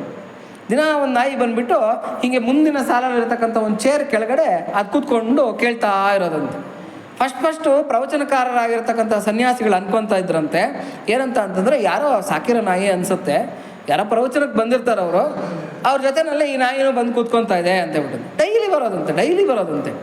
ಆದರೆ ಗಮನಿಸಿದ್ರಂತೆ, ಆ ಚೇರ್ ಮೇಲೆ ಕೂತಿರ್ತಕ್ಕಂಥ ವ್ಯಕ್ತಿ ದಿನ ಒಬ್ಬೊಬ್ಬ ಬದಲಾಗ್ತಾ ಇದ್ನಂತೆ. ಯಜಮಾನ ಅಲ್ಲಿಗೆ ಅವನಲ್ಲ. ಇವ್ರಿಗೆ ಆ ಡೌಟ್ ಬರೋದಕ್ಕೆ ಶುರು ಆಯ್ತಂತೆ, ಇದೇನಿದು ನಾಯಿ ಮಾತ್ರ ಕಾಮನ್ನಾಗಿ ಅದೇ ಜಾಗದಲ್ಲೇ ಕೂತ್ಕೊತಾ ಇದೆ, ಆದರೆ ಆ ಚೇರ್ ಮೇಲೆ ಕೂತ್ಕೊತಕ್ಕಂಥ ವ್ಯಕ್ತಿ ಬದಲಾಗ್ತಾ ಇದ್ದಾನೆ. ಹಾಗಾಗಿ ಈ ಯಜಮಾನ ಅಲ್ಲ. ಶಿಷ್ಯರನ್ನು ಕರೆದುಬಿಟ್ಟು ಹೇಳಿದ್ರಂತೆ, ಈ ನಾಯಿ ಎಲ್ಲಿಂದ ಬರ್ತಾ ಇದೆ ಅಂತ ಸ್ವಲ್ಪ ನೋಡ್ಕೊಂಬನ್ನಿ ಅಂತ ಹೇಳ್ಬಿಟ್ಟು ನಿಧಾನಕ್ಕೆ ಫಾಲೋ ಮಾಡ್ಕೊಂಡು ಹೋದ್ರಂತೆ. ಫಾಲೋ ಮಾಡ್ಕೊಂಡು ಹೋದರೆ 2 ಕಿಲೋಮೀಟ್ರ್ ದೂರದಲ್ಲಿರ್ತಕ್ಕಂಥ ಮನೆಯಿಂದ ಇದು ದಿನ ಪ್ರವಚನ ಕೇಳೋಕ್ಕೆ ಅಂತ ನಡ್ಕೊಂಬರ್ತಾ ಇದೆ. ಮುಂದಿನ ಸಾಲಲ್ಲಿರ್ತಕ್ಕಂಥ ಚೇರಿನ ಕೆಳಗೆ ಅದು ಸೇರಿಕೊಂಡು ಪ್ರವಚನ ಕೇಳ್ತಾ ಇದೆ ಅಂತೇಳ್ಬಿಟ್ಟು ಗೊತ್ತಾಯ್ತು. ಆವಾಗ ಆ ಯಜಮಾನರನ್ನ ಕೇಳಿದ್ರಂತೆ, ಏನು ನಿಮ್ಮ ನಾಯಿ ವಿಶೇಷತೆ ಅಲ್ಲಿಂದ ಬರುತ್ತಲ್ಲ? ಅಯ್ಯೋ ಸ್ವಾಮಿ, ನಿಮ್ಮ ಪ್ರವಚನ ಕೇಳೋಕೆ ಅದು ಬರ್ತಾ ಇರೋದು ಒಂದೇ ಸಮ ಕೂಗಾಡೋಕ್ಕೆ ಶುರು ಮಾಡುತ್ತೆ, ಜಗ್ಗಾಡೋಕ್ಕೆ ಶುರು ಮಾಡುತ್ತೆ. ನಾನೇನೋ ಅದಕ್ಕೋ ಕಾರ್ಯಕ್ರಮಕ್ಕೆ ಹೋಗ್ಬೇಕೇನೋ ಅಂತೇಳ್ಬಿಟ್ಟು ನಾವು ಬಿಚ್ಚಿಬಿಡ್ತೀವಿ. ಅದು ಎಲ್ಲಿಗೆ ಹೋಗುತ್ತೋ ಗೊತ್ತಿಲ್ಲ, ವಾಪಸ್ ಬರುತ್ತೆ. ಓ, ನಿಮ್ಮ ಪ್ರವಚನಕ್ಕೆ ಬರ್ತಾ ಇದೆಯಾ? ನಿಮ್ಮ ನಾಯಿ ವಿಶೇಷತೆ ಏನು ಅಂತ ಕೇಳಿದ್ರಂತೆ ಗುರುಗಳು. ಆವಾಗ ಅವ್ರು ಹೇಳಿದ್ರಂತೆ, ನಾಯಿ ಓನರು, ಸ್ವಾಮಿ ಅಮಾವಾಸ್ಯೆ ಬಂದರೆ ಕಣ್ಣಲ್ಲಿ ನೀರಿಡುತ್ತೆ. ಹಗ್ಗ ಬಿಚ್ಚಿದ್ರೆ ಹತ್ರದಲ್ಲೇ ಕೆಂಪಾಂಬುದಿ ಅಂತ ಒಂದು ಕೆರೆ ಇದೆ, ಆ ಕೆರೆನಲ್ಲಿ ಹೋಗಿ ಸ್ನಾನ ಮಾಡ್ಕೊಂಡು ಬರುತ್ತೆ. ಆವತ್ತು ಊಟ ಮಾಡಲ್ಲ. ಇದೇನೋ ನಮ್ಮ ನಾಯಿ ವಿಶೇಷತೆ. ನಾವು ಏನೋ ಪಿಶಾಚಿನೋ ದೆವ್ವನೋ ಏನೋ ಹಿಡ್ಕೊಳೋದಕ್ಕೆ ಅಂತೇಳ್ಬಿಟ್ಟು ಅನ್ಕೊತೀವಿ. ಇದ್ರ ವಿಶೇಷತೆ ಏನು ಅಂತ ನಮಗೆ ಗೊತ್ತಾಗ್ತಾ ಇಲ್ಲ. ಕಡೆಗೆ ರಾಮಾಯಣ ಈ ಮಾಮೂಲಿಯಾಗಿ ಪ್ರವಚನ ಮುಂದುವರ್ಕೊಂಡು ಹೋಯ್ತಂತೆ. ಪ್ರತಿದಿನ ಈ ನಾಯಿ ಬರ್ತಾ ಇತ್ತಂತೆ. ಮಂಗಳಾಶಾಸನ ಆಯ್ತಂತೆ. ಅಂದರೆ ರಾಮಾಯಣ ಎಲ್ಲ ಮುಗಿದು ಕೊನೆ ದಿವಸ ಮಂಗಳಾಶಾಸನ ಮಾಡಿದ್ರಂತೆ. ಮಂಗಳಾಶಾಸನ ಮಾಡಿ ಎಲ್ಲರಿಗೂ ಮಂಗಳಾರತಿ ಕೊಡ್ತಾ ಇದ್ದಾರಂತೆ. ಆ ನಾಯಿ ಹತ್ರಕ್ಕೆ ಬಂದು ನೋಡಿದ್ರೆ ಅದು ಹಿಂಗೆ ತಲೆ ಇಟ್ಕೊಂಡು ಹಂಗೆ ಪ್ರಾಣ ಬಿಟ್ಬಿಟ್ಟಿತ್ತಂತೆ. ಇದು ನಡೆದಿರೋ ಕತೆ, ಪುರುಷೋತ್ತಮಾನಂದ್ರೆ ಹೇಳಿರ್ತಕ್ಕಂಥ ಕತೆ ಇದು. ಅಂದರೆ ಇದರಿಂದ ಗೊತ್ತಾಗ್ತಕ್ಕಂಥದ್ದು ಏನು ಅಂತಂದರೆ, ಏ ಪುಟ್ಲೋ ಏ ಪಾಪು, ಯಾವ ಶರೀರದಲ್ಲಿ ಯಾವ ಚೈತನ್ಯ ಇರುತ್ತೋ ನಮಗೆ ಗೊತ್ತಿರೋದಿಲ್ಲ. ನಮ್ಮ ಮನೆಯಲ್ಲಿ ನೋಡಿ, ಋಣಾನುಬಂಧ ರೂಪೇಣ ಪಶು ಪತ್ನಿ ಸುತ ಆಲಯ ಅಂತ ಹೇಳ್ತಾರೆ. ನಮ್ಮ ಮನೆಯಲ್ಲಿ ಸಾಕಿರ್ತಕ್ಕಂಥ ನಾಯಿ ನಮ್ಮ ಹಿರಿಯರು ಯಾರಾಗಿದ್ರೋ, ತಾತ ಆಗಿದ್ನೋ, ಪುಣ್ಯಾತ್ಮ, ತಂದೆ ತಾಯಿಗಳಾಗಿದ್ರೋ ನಮ್ಗೆ ಗೊತ್ತಿರೋದಿಲ್ಲ. ಈ ಇದು ಋಷಿ ಪಂಚಮಿ ಕತೆ ಅಂತ ಕೇಳಿರ್ತೀರ ನೀವೆಲ್ಲ. ಋಷಿ ಪಂಚಮಿ ವ್ರತ, ಋಷಿ ಪಂಚಮಿ ಕತೆ ಅಂತ ಬರುತ್ತೆ. ಆ ಋಷಿ ಪಂಚಮಿನಲ್ಲಿ ಏನಾಗಿರುತ್ತೆ ಅಂದರೆ, ತಂದೆ ತಾಯಿ ಇಬ್ಬರು ಕೂಡ ಏನೋ ತಪ್ಪು ಮಾಡಿರ್ತಾರೆ. ತಂದೆ ತಾಯಿ ಇಬ್ಬರು ತೀರ್ಕೊಂಡಿದ್ದಾದ್ಮೇಲೆ ಅದೇ ಮನೆಯಲ್ಲೇ ತಂದೆ ಎತ್ತಾಗಿ ಹುಟ್ಟಿರ್ತಾನೆ, ತಾಯಿ ಒಂದು ನಾಯಿಯಾಗಿ ಹುಟ್ಟಿರ್ತಾಳೆ. ಆ ಮನೆಯಲ್ಲೇ ಜೀವನ ಮಾಡ್ಕೊಂಡಿರ್ತಾರೆ. ಒಂದ್ಸಲಿ ಅವ್ರ ತಂದೆ ತಾಯಿದು ತಿಥಿ ಬಂದಿರುತ್ತೆ. ಆ ತಿಥಿಗೆ ಅಂತೇಳ್ಬಿಟ್ಟು ಅಡುಗೆಗಳೆಲ್ಲ ಮಾಡಿಸಿರ್ತಾರೆ. ಈ ನಾಯಿ ನೋಡ್ತಾ ಇದ್ದಂಗೆ ಹದ್ದು ಹಾವನ್ನು ಎತ್ಕೊಂಡು ಹೋಗ್ತಾ ಇರುತ್ತೆ. ಆ ಹಾವೇನು ಮಾಡುತ್ತೆ, ಆ ಪಾಯಸದ ಬಟ್ಟಲಿನಲ್ಲಿ ವಿಷವನ್ನು ಕಾರ್ಬಿಡುತ್ತೆ. ಈ ನಾಯಿ ನೋಡ್ಬಿಡುತ್ತೆ, ಅಯ್ಯಯ್ಯೋ ಇಲ್ಲಿ ನಡೀತಾ ಇರೋದು ನೋಡಿದ್ರೆ ನಮ್ಮದೇ ಕಾರ್ಯಗಳು, ಈ ಇಷ್ಟು ಜನ ಬ್ರಾಹ್ಮಣರನ್ನ ಇದನ್ನ ಊಟ ಮಾಡಿದ್ರೆ ಸತ್ತೋಗ್ಬಿಡ್ತಾರೆ, ಬ್ರಹ್ಮಹತ್ಯೆ ಪಾತಕ ಬರುತ್ತೆ, ಏನು ಮಾಡೋದು ಅಂತೇಳ್ಬಿಟ್ಟು ಸೊಸೆ ನೋಡ್ತಾ ಇದ್ದಂಗೆ ಆ ನಾಯಿ ಬಂದು ಏನು ಮಾಡುತ್ತೆ, ಆ ಪಾಯಸದ ಬಟ್ಲನ್ನ ಮುಟ್ಟುಬಿಡುತ್ತೆ. ನಾಯಿ ಮುಟ್ಟಿದ ಬಟ್ಲು ಅಂತೇಳ್ಬಿಟ್ಟು ಅದನ್ನೆಲ್ಲ ಚೆಲ್ಲಾಕ್ತಾಳೆ. ಯಾವುದನ್ನು ಬಳಸಲ್ಲ, ತಿಥಿಗೆ ಯೋಗ್ಯ ಅಲ್ಲ ಅಂತೇಳ್ಬಿಟ್ಟು ಅಂತ, ಆ ವೈದಿಕ ಕರ್ಮಕ್ಕೆ ಯೋಗ್ಯ ಅಲ್ಲ ಅಂತ ಚೆಲ್ಲಾಕ್ತಾಳೆ. ಮತ್ತು ಬೇರೆ ಅಡುಗೆ ಎಲ್ಲ ಮಾಡ್ತಾಳೆ. ತಿಥಿ ಕಾರ್ಯ ಮುಗಿಯುತ್ತೆ. ಹಾಳಾದ ನಾಯಿನೇ ಸಾಕಿದ್ದೀರಿಯಾ ಅಂತೇಳ್ಬಿಟ್ಟು ನಾವು ಇದು ಮಾಡಿದ್ರೆ ಈ ಅಡುಗೆ ಬಟ್ಲನ್ನೆಲ್ಲ ಮುಟ್ತೀಯಾ ಅಂತೇಳ್ಬಿಟ್ಟು ಆ ಉರಿತಾರ ಕೊಳ್ಳಿನ ತೊಗೊಂಡು ಬಂದು ಸೊಸೆ ಏನು ಮಾಡ್ತಾಳೆ, ಆ ನಾಯಿನ ಚೆನ್ನಾಗಿ ಬಡಿತಾಳೆ. ಇಂಥ ಕೆಲಸ ಮಾಡಿದ್ಯಾ ನೋಡಿ, ಅದು ವ್ರತದ ಬುಕ್ಕಲ್ಲಿದೆ, ತೆಗೆದು ನೋಡಿ, ನಿಮ್ಮ ಕಣ್ಣಲ್ಲಿ ನೀರು ಬರುತ್ತೆ. ಚೆನ್ನಾಗಿ ಹೊಡಿತಾಳೆ. ಅವನ ಮಗ ಏನು ಮಾಡ್ತಾನೆ, ಅವ್ನಿಗೇನೋ ವಿಪರೀತವಾಗಿರ್ತಕ್ಕಂಥ ಕೆಲಸ ಇರುತ್ತೆ ಹೊಲದಲ್ಲಿ. ಯಾವತ್ತು ಆ ಹೊಲದಲ್ಲಿ ಸರಿಯಾಗಿ ಕೆಲಸ ಆಗ್ತಾಯಿಲ್ಲ, ಬೇಗ ಬೇಗ ಕೆಲಸ ಮಾಡಬೇಕು ಅಂತೇಳ್ಬಿಟ್ಟು ಈ ತಂದೆ ಎತ್ತಾಗಿ ಹುಟ್ಟಿರ್ತಾನೆ. ಇವ್ನಿಗೆ ಸರಿಯಾಗಿ ಹುಲ್ಲು ಕೊಡ್ದಿರ ಚೆನ್ನಾಗಿ ಬಡಿದು ಆ ಇದನ್ನೆಲ್ಲ ಯಾವುದರಲ್ಲಿ ಆ ಹೊಲದಲ್ಲೆಲ್ಲ ಚೆನ್ನಾಗಿ ಓಡಾಡಿಸಿ ದುಡಿಸ್ಬಿಟ್ಟಿರ್ತಾನೆ. ಕಡೆಗೆ ಆ ನಾಯಿ ಕೊಟ್ಟಿಗೆ ಒಳಗಡೆಗೆ ಹೋಗುತ್ತೆ ಸಾಯಂಕಾಲ. ಗಂಡ ತಾನು ಎಷ್ಟನ್ನಾಗಲಿ ಎತ್ತು ಇವ್ರಿಗೆ ಗೊತ್ತಿರುತ್ತೆ, ಬಟ್ ಮಕ್ಕಳಿಗೆ ಮಗನಿಗೆ ಸೊಸೆಗೆ ಗೊತ್ತಿರೋದಿಲ್ಲ. ಆ ನಾಯಿ ದುಃಖ ತೋಡ್ಕೊತಾ ಇರುತ್ತೆ ಎತ್ತತ್ರ. ಏನಂತ ಅಂದರೆ, ನೋಡಿ ಇವತ್ತು ಹಿಂಗೆ ಆಗೋಯ್ತು, ಬ್ರಾಹ್ಮಣರು ಸಾಯ್ತಾರೆ ಅಂತ ಹೇಳಿಬಿಟ್ಟು ನಾನು ಅದನ್ನು ಮುಟ್ಬಿಟ್ಟೆ, ಆ ಪಾಯಸದ ಬಟ್ಲನ್ನ ಉರಿತಾ ಇರ್ತಕ್ಕಂಥ ಕೊಳ್ಳಿ ತಂದು ಸೊಸೆ ಏನು ಮಾಡಿದ್ಲು, ಚೆನ್ನಾಗಿ ಬಡಿದು ಬಿಟ್ಲು ನನಗೆ ಅಂತೇಳ್ಬಿಟ್ಟು. ಆವಾಗ ಎತ್ತು ಹೇಳುತ್ತೆ, ಅಯ್ಯೋ ನನ್ನ ಕಷ್ಟ ಏನು ಹೇಳ್ಕೊಳ್ಳಿ ನಿನಗೆ, ನನ್ನ ಮಗ ಏನು ಸುಮ್ಮನೆ ಬಿಟ್ಟಿದ್ದಾನೆ ಅಂದ್ಕೊಂಡಿದ್ದೀರಾ, ಹೊಲದಲ್ಲಿ ಸಿಕ್ಕಾಪಟ್ಟೆ ಬಿಸಿಲು ಇದು ಇಲ್ದಿರ ಚೆನ್ನಾಗಿ ದುಡಿಸ್ಬಿಟ್ಟಿದ್ದಾನೆ, ಹುಲ್ಲು ಕೊಟ್ಟಿಲ್ಲ, ಇವತ್ತು ನೀರು ಕೊಟ್ಟಿಲ್ಲ, ನನಗೆ ತುಂಬ ನಿತ್ರಾಣ ಆಗಿಬಿಟ್ಟಿದ್ದೀನಿ, ನನ್ನ ಪರಿಸ್ಥಿತಿ ಇದಾಗೋಗ್ಬಿಟ್ಟಿದೆ ಅಂತೇಳ್ಬಿಟ್ಟು ಏನಕ್ಕೋ ಎದ್ದು ಮಗ ಆಚೆ ಕೊಟ್ಟಿಗೆ ಹತ್ರಕ್ಕೆ ಬಂದಿರ್ತಾನೆ. ಇದ್ದಕ್ಕಿದ್ದಾಗೆ ಕೇಳಿಸ್ಕೊಂಡ್ಬಿಡ್ತಾನೆ ಇದನ್ನೆಲ್ಲ ಮಾತುಗಳನ್ನು. ಅಯ್ಯೋ, ಹಾಗಾದ್ರೆ ನಾಯಿ ರೂಪದಲ್ಲಿ ಎತ್ತು ರೂಪದಲ್ಲಿ ಇರೋದು ನಮ್ಮ ತಂದೆ ತಾಯಿನೇನಾ, ನಾನು ಗೊತ್ತಿಲ್ದಿರಾನೆ ಇಷ್ಟೊಂದು ದುಡಿಸ್ಬಿಟ್ನಾ, ಇವ್ರಿಗೆಲ್ಲನೂ ಇಷ್ಟೊಂದು ಹಿಂಸೆ ಕೊಟ್ಬಿಟ್ನಾ ಅಂತೇಳ್ಬಿಟ್ಟು ಹೆಂಡತಿಗೆ ಹೇಳ್ತಾನೆ, ನೋಡಿ ಯಾವುದೇ ಕಾರಣಕ್ಕೂ ಆ ಎತ್ತಗಾಗಲಿ ನಾಯಿಗಾಗಲಿ ಅವಮಾನ ಆಗಬಾರ್ದು, ತುಂಬ ಮರ್ಯಾದೆಯಿಂದ ನೋಡ್ಕೊ, ನಾನು ಬರ್ತೀನಿ ಅಂತೇಳ್ಬಿಟ್ಟು ಎಲ್ಲ ಋಷಿ ಆಶ್ರಮಗಳಿಗೆಲ್ಲ ಹೋಗಿ ಎಲ್ಲ ಕಡೆ ಓಡಾಡ್ಕೊಂಡು ಬರ್ತಾನೆ. ನಮ್ಮ ತಂದೆ ತಾಯಿಯರಿಗೆ ಈ ಹೀನ ಜನ್ಮದಿಂದ ಏನನ್ನ ಮುಕ್ತಿ ಸಿಗುತ್ತಾ, ಈ ಬಾಧೆಯಿಂದ ಮುಕ್ತಿ ಸಿಗುತ್ತಾ ಅಂತೇಳ್ಬಿಟ್ಟು ಕಡೆಗೆ ಒಂದು ಕಡೆ ಋಷಿಕೇಶಕ್ಕೆ ಬರ್ತಾರೆ. ಆ ಋಷಿಕೇಶಕ್ಕೆ ಬಂದಾಗ ಅಲ್ಲಿರ್ತಕ್ಕಂಥ ಋಷಿಮುನಿಗಳೆಲ್ಲ ಹೇಳ್ತಾರೆ, ಋಷಿ ಪಂಚಮಿ ವ್ರತ ಅಂತ ಇದೆ, ಆ ಋಷಿ ಪಂಚಮಿ ವ್ರತವನ್ನು ಮಾಡಿ ಅದರ ಫಲನ ನಿಮ್ಮ ತಂದೆ ತಾಯಿಗೆ ದಾನ ಹೇಳಿದ್ರೆ ಅವ್ರಿಗೆ ಈ ಹೀನ ಜನ್ಮದಿಂದ ಮುಕ್ತಿ ಸಿಗುತ್ತೆ ಅಂತಕ್ಕಂಥ ಒಂದು ಇದನ್ನು ಹೇಳ್ತಾರೆ. ಅದು ಋಷಿ ಪಂಚಮಿ ಕಥೆನಲ್ಲಿ ಬರ್ತಕ್ಕಂಥದ್ದು. ಅದು ಯಾವಾಗ ಬರುತ್ತೆ ಅಂದರೆ, ಗಣಪತಿ ಹಬ್ಬ ಆಗುತ್ತಲ್ಲ ಚತುರ್ದಶಿ, ಅದಾದ ಮಾನ್ಯ ಸರಿ ಋಷಿ ಪಂಚಮಿ ಆವತ್ತಿನ ದಿವಸ ಬರುತ್ತೆ. ನೀವು ವ್ರತದ ಬುಕ್ ತೆಗೆದ್ರೆ ಅದರಲ್ಲಿ ಕಥೆ ಇರುತ್ತೆ, ನೀವು ಈ ಕಥೆಯನ್ನೆಲ್ಲ ಕೇಳ್ಬೋದು. ಅಂದರೆ ಯಾಕೆ ಹೇಳ್ತಾ ಇದ್ದೀನಿ ಅಂತಂದರೆ, ನಾವು ಅನ್ಕೊತೀವಿ ಇದು ನಾಯಿ ಹಂದಿ ಇದು ಯಾವುದೋ ಪ್ರಾಣಿ ಅಂತೇಳ್ಬಿಟ್ಟು ಅಂತ, ಅದರಲ್ಲಿ ಯಾವ ಮಹಾಪುರುಷರು ಓಡಾಡ್ಕೊಂಡಿದ್ದಾರೋ ನಮಗೇನು ಗೊತ್ತಿರುತ್ತೆ. ಹಾಗಾಗಿ ಯಾವುದನ್ನು ಕೂಡ ನಾವು ಅವಮಾನ ಮಾಡಬಾರ್ದು.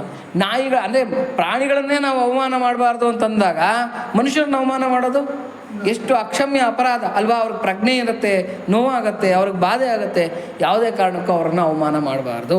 ಅದನ್ನೇ ಇಲ್ಲಿ ನಾರದರು ಹೇಳ್ತಾ ಇದ್ದಾರೆ, ಕುಬ್ಜೆಗೆ ಅತ್ಯಧಿಕವಾದ ಸೌಂದರ್ಯವಿತ್ತೇನು. ಈ ಕುಬ್ಜ ಅಂತಕ್ಕಂಥ ಅವಳು ಶೂರ್ಪಣಕ, ಈ ಶೂರ್ಪಣಕ ನೆಕ್ಸ್ಟ್ ಕುಬ್ಜೆಯಾಗಿ ಹುಟ್ಟಿರ್ತಾಳೆ. ಆ ವ್ಯಾಮೋಹ ಅಂತಕ್ಕಂಥದ್ದು ಇನ್ನೂ ತೀರಿರೋದಿಲ್ಲ. ಈ ಕೃಷ್ಣ ಕೇಳ್ತಾನೆ, ಸುಂದರಿ ನೀನು ತಗೊಂಡು ಹೋಗ್ತಾ ಇರ್ತಕ್ಕಂಥ ಈ ಗಂಧನ ನಂಗೆ ಕೊಡ್ತೀಯಾ ಅಂತೇಳ್ಬಿಟ್ಟು. ಆವಾಗ ಆಕೆ ಏನು ಮಾಡ್ತಾಳೆ, ತುಂಬ ಅಕ್ಕರೆಯಿಂದ ಆ ಗಂಧನ್ನೆಲ್ಲ ಬಲರಾಮನಿಗೆ ಕೃಷ್ಣನಿಗೆ ಕೊಡ್ತಾಳೆ ಹಚ್ಕೊಳೋದಕ್ಕೆ ಅಂತೇಳ್ಬಿಟ್ಟು ಅಂತ.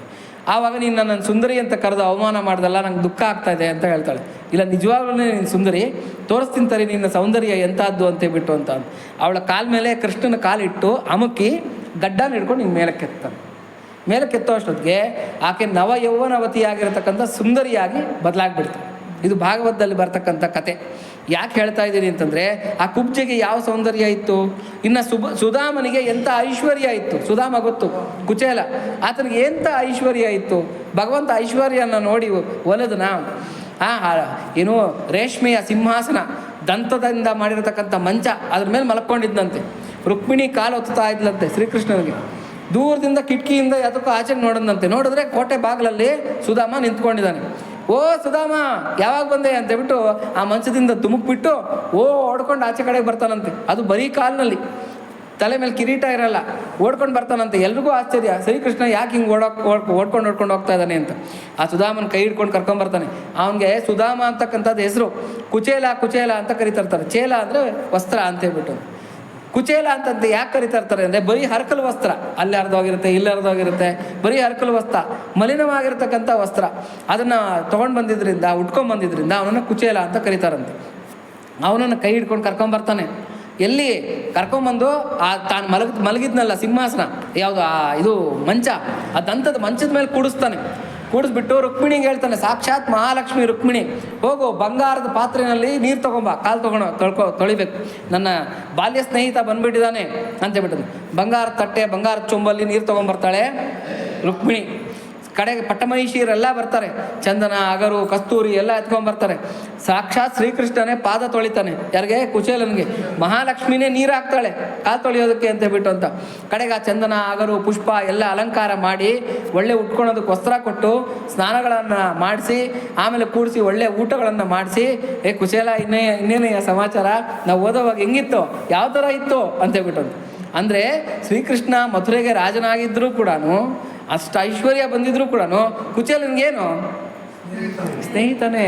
ಆದರೆ ಕೆಲವರು ಅದನ್ನು ಇವಾಗ ದೃಪದನ ಕಥೆನಲ್ಲಿ ಹಂಗಾಗಲ್ಲ. ದ್ರೋಣರು ಏನು ಮಾಡ್ತಾರೆ, ಒಂದು ಹಸುನ್ ಕೊಡು ಅಂತ ಕೇಳೋದಕ್ಕೆ ಹೋಗ್ತಾರೆ.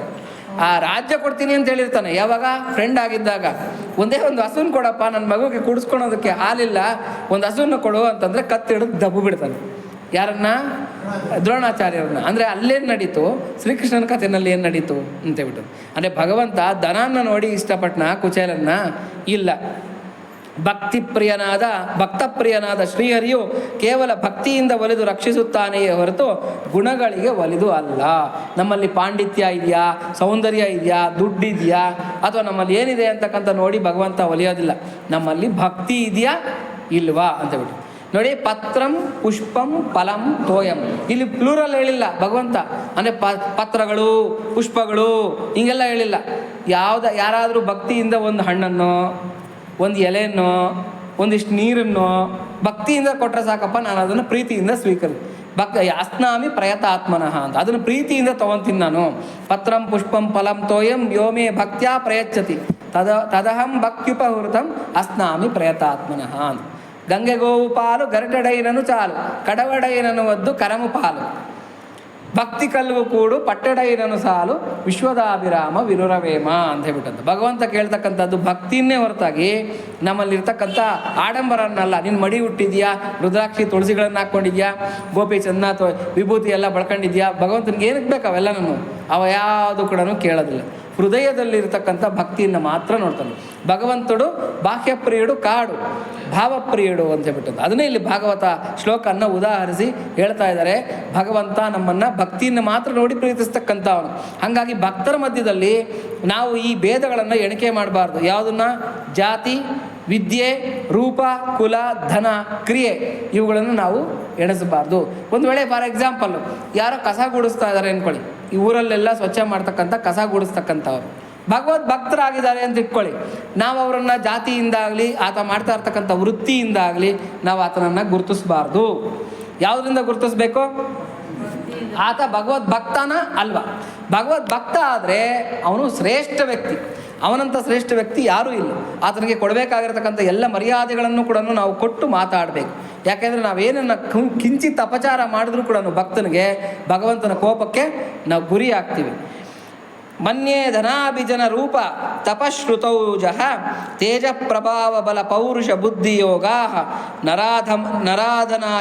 ನಾರಾಧನಾಯ ಹಿ ಭವಂತಿ ಪರಸ್ಯ ಪುಂಸಃ ಭಕ್ತ್ಯಾತುತೋಷ ಭಗವಾನ್ ಗಜಯೂಥಪಾಯ ಅಂತಕ್ಕಂಥದ್ದು. ಇದು ಭಾಗವತದ್ದೇ ಶ್ಲೋಕ. ಧನ, ಕುಲ, ರೂಪ, ತಪಸ್ಸು, ಶ್ರುತಿ, ಜ್ಞಾನ, ಓಜಸ್ಸು, ಕಾಂತಿ, ಪ್ರಭಾವ, ದೇಹಬಲ, ಧೈರ್ಯ ಮತ್ತು ಜ್ಞಾನ ಇವಾವು ಪರಮಪುರುಷನನ್ನು ಆರಾಧಿಸಲು ಸಾಲವು. ಇವ್ಯಾವುದು ಕೂಡ ಸಾಕಾಗೋದಿಲ್ಲ. ಈ ಬೇಳೆಗಳ್ಯಾವುದು ಕೂಡ ಭಗವಂತನ ಹತ್ರ ಬೇಯಲ್ಲ. ಭಗವಂತನು ಗಜೇಂದ್ರನಿಗೆ ಕೇವಲ ಭಕ್ತಿಯಿಂದ ಸಂಪ್ರೀತನಾದನಲ್ಲವೇ. ಭಕ್ತ ಗಜೇಂದ್ರ ಏನು ಮಾಡ್ದ? ಯಾವ ಗ್ರಾಮರಿಂದ ಸ್ತೋತ್ರ ಮಾಡ್ದ? ಕುಯ್ಯಾಲಿಂಚಿ ಅಂತ ಹೇಳ್ತಾರೆ. ಯಾರು ಬೋಧನ ಮಾತಿರು ಎಂಥ ವರ್ಡ್ ಯೂಸ್ ಮಾಡ್ತಾರೆ ಅಂದರೆ ಕುಯ್ಯಾಲಿಂಚಿ ಅಂತೇಳ್ಬಿಟ್ಟು ಓ ಅಂತ ಕಿರಿಚ್ಕೊಂಡ ಅಷ್ಟೇ. ಆ ಕಿರಿಚಿದ್ದಕ್ಕೆ ಭಗವಂತ ಓಡ್ ಬಂದ. ಹಾಗಾಗಿ ಅವೆಲ್ಲ ಏನಿತ್ತೇನು ಗಜೇಂದ್ರನ ಹತ್ರ. ನಾವೇನು ಇವಾಗ ಹೆಂಗೆ ಅಂದರೆ ನಮ್ಮ ಮನಸ್ಸು ಕೆಡ್ಸೋರು ತುಂಬ ಜನ ಇರ್ತಾರೆ. ಏನೋ ವಿಷ್ಣು ಸಹಸ್ರನಾಮನೋ ಲಲಿತ ಸಹಸ್ರನಾಮನೋ ಭಗವದ್ಗೀತೆನೋ ಹೇಳ್ಕೊತಾ ಇದ್ದೀವಿ ಅಂತಂದರೆ ಯಾರೋ ಬಂದು ತಲೆನ ಕೆಡಿಸೋದು.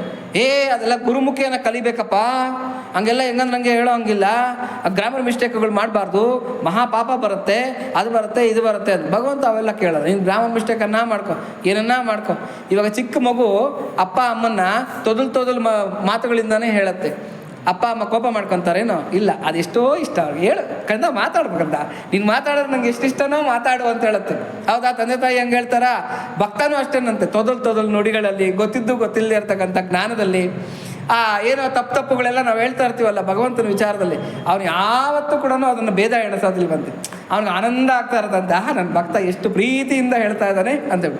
ಯಾಕೆಂದರೆ ಅಲ್ಲಿ ಭಕ್ತಿ ನೋಡ್ತಾ ಇರ್ತಾನೆ. ನಮ್ಮ ಗ್ರಾಮರು, ನಮಗಿರ್ತಕ್ಕಂಥ ಪಾಂಡಿತ್ಯ ಭಗವಂತ ನೋಡ್ತಾ ಇರೋದಿಲ್ಲ. ಹಾಗಾಗಿ ಧೈರ್ಯವಾಗಿ ಸ್ತೋತ್ರ ಮಾಡಬೇಕು ಭಗವಂತನನ್ನು, ಧೈರ್ಯವಾಗಿ ಪ್ರೀತಿ ಮಾಡಬೇಕು, ಧೈರ್ಯವಾಗಿ ನಾವು ಭಜನೆ ಹಾಡಬೇಕು. ಯಾವತ್ತಿಗೂ ಕೂಡ ಅದರಲ್ಲಿ ನಾವು ಭೇದ ಎಣಿಸೋದಕ್ಕೆ ಹೋಗಬಾರ್ದು ಅಂತ. ಇನ್ನು ಈ ಭಕ್ತರ ವಿಚಾರಗಳನ್ನೇ ತೆಗೆದುಕೊಳ್ಳೋಣ. ಭಗವಂತನೇ ಅವರಲ್ಲಿ ಜಾತ್ಯಾದಿ ಭೇದವನ್ನು ಮಾಡಿಲ್ಲವೆಂದ ಮೇಲೆ ನಾವು ಸಮಾಜ ಅದನ್ನು ಮಾಡಿ ಅದರಲ್ಲಿ ಮೇಲು ಕೀಳೆಂಬ ಭಾವನೆಯನ್ನು ತೋರಿಸಿದರೆ ಅವನು ನಮ್ಮನ್ನು ಮೆಚ್ಚಿಯಾನೆ, ಕ್ಷಮಿಸಿಯಾನೆ. ಭಕ್ತರಲ್ಲಿ ನಾವೇನನ್ನ ಜಾತಿ ನೋಡೋಕೆ ಹೋಗಿದ್ದೀವಿ, ಅಥವಾ ಅವ್ರು ಮಾಡ್ತಾ ಇರತಕ್ಕಂಥ ವೃತ್ತಿ ನೋಡೋಕೆ ಹೋಗಿದ್ದೀವಿ, ಆತನ ರೂಪ ನೋಡೋಕೆ ಹೋಗಿದ್ದೀವಿ ಅಂತಂದರೆ ಭಗವಂತ ಯಾವತ್ತಿಗೂ ಕೂಡ ಮೆಚ್ಚೋದಿಲ್ಲ, ನಮ್ಮನ್ನು ಕ್ಷಮಿಸೋದಿಲ್ಲ ಅಂತಕ್ಕಂಥದ್ದನ್ನು ಹೇಳ್ತಾರೆ. ಈ ಭಕ್ತರಾದರೂ ಎಲ್ಲೆಲ್ಲಿಯೂ ಭಗವಂತನನ್ನೇ ಕಾಣುತ್ತಿರುವುದರಿಂದ ಇತರ ಜನರಲ್ಲಿ ಆಗಲಿ ತಮ್ಮ ಒಳಗೆಯಾಗಲಿ ಇಂತಹ ಭೇದವನ್ನು ಎಂದಿಗೂ ಮಾಡರು. ಶಾಸ್ತ್ರಗಳು ಇದನ್ನೇ ಘಂಟಾಘೋಷವಾಗಿ ಸಾರಿದೆ. ಇನ್ನು ಭಗವಂತನಿಗೆ ಭೇದ ಇಲ್ಲ ಅಂದಮೇಲೆ ಭಕ್ತರ ಮಧ್ಯದಲ್ಲಿ ಭೇದ ಇರತ್ತಾ? ಯಾವತ್ತಿಗೂ ಭಕ್ತರ ಮಧ್ಯದಲ್ಲಿ ಭೇದ ಅಂತಕ್ಕಂಥದ್ದು ಇರೋದೇ ಇಲ್ಲ. ಮೇಲು ಕೀಳು ಯಾವುದೂ ಇಲ್ಲ, ಯಾವುದೂ ಕೂಡ ಅದಕ್ಕೆ ಅಡ್ಡಿ ಬರೋದಿಲ್ಲ. ಭಕ್ತಿಗೆ ಯಾವುದೂ ಅಡ್ಡಿ ಅಲ್ಲ. ನಾವು ಅದೇನನ್ನ ಅಡ್ಡಿ ಆತಂಕ ನಮ್ಮ ಇದರಲ್ಲಿ ಏನನ್ನ ಭೇದ ಭಾವದಿಂದ ನೋಡೋಕೆ ಹೋದರೆ ಭಗವಂತನ ಕೋಪಕ್ಕೆ ಕ್ರೋಧಕ್ಕೆ ಗುರಿ ಆಗಿಬಿಡ್ತೀವಿ. ವಿದ್ಯಾವಿನಯ ಸಂಪನ್ನೇ ಬ್ರಾಹ್ಮಣೇ ಗವಿ ಹಸ್ತಿನಿ ಶುನಿಚೈವ ಶ್ವಪಾಕೆ ಚ ಪಂಡಿತ ಸಮದರ್ಶನ. ಅದೇ ಭಗವದ್ಗೀತೆ ಶ್ಲೋಕನೇ ಇಲ್ಲಿ ಉದಾಹರಿಸ್ತಾ ಇದ್ದಾರೆ.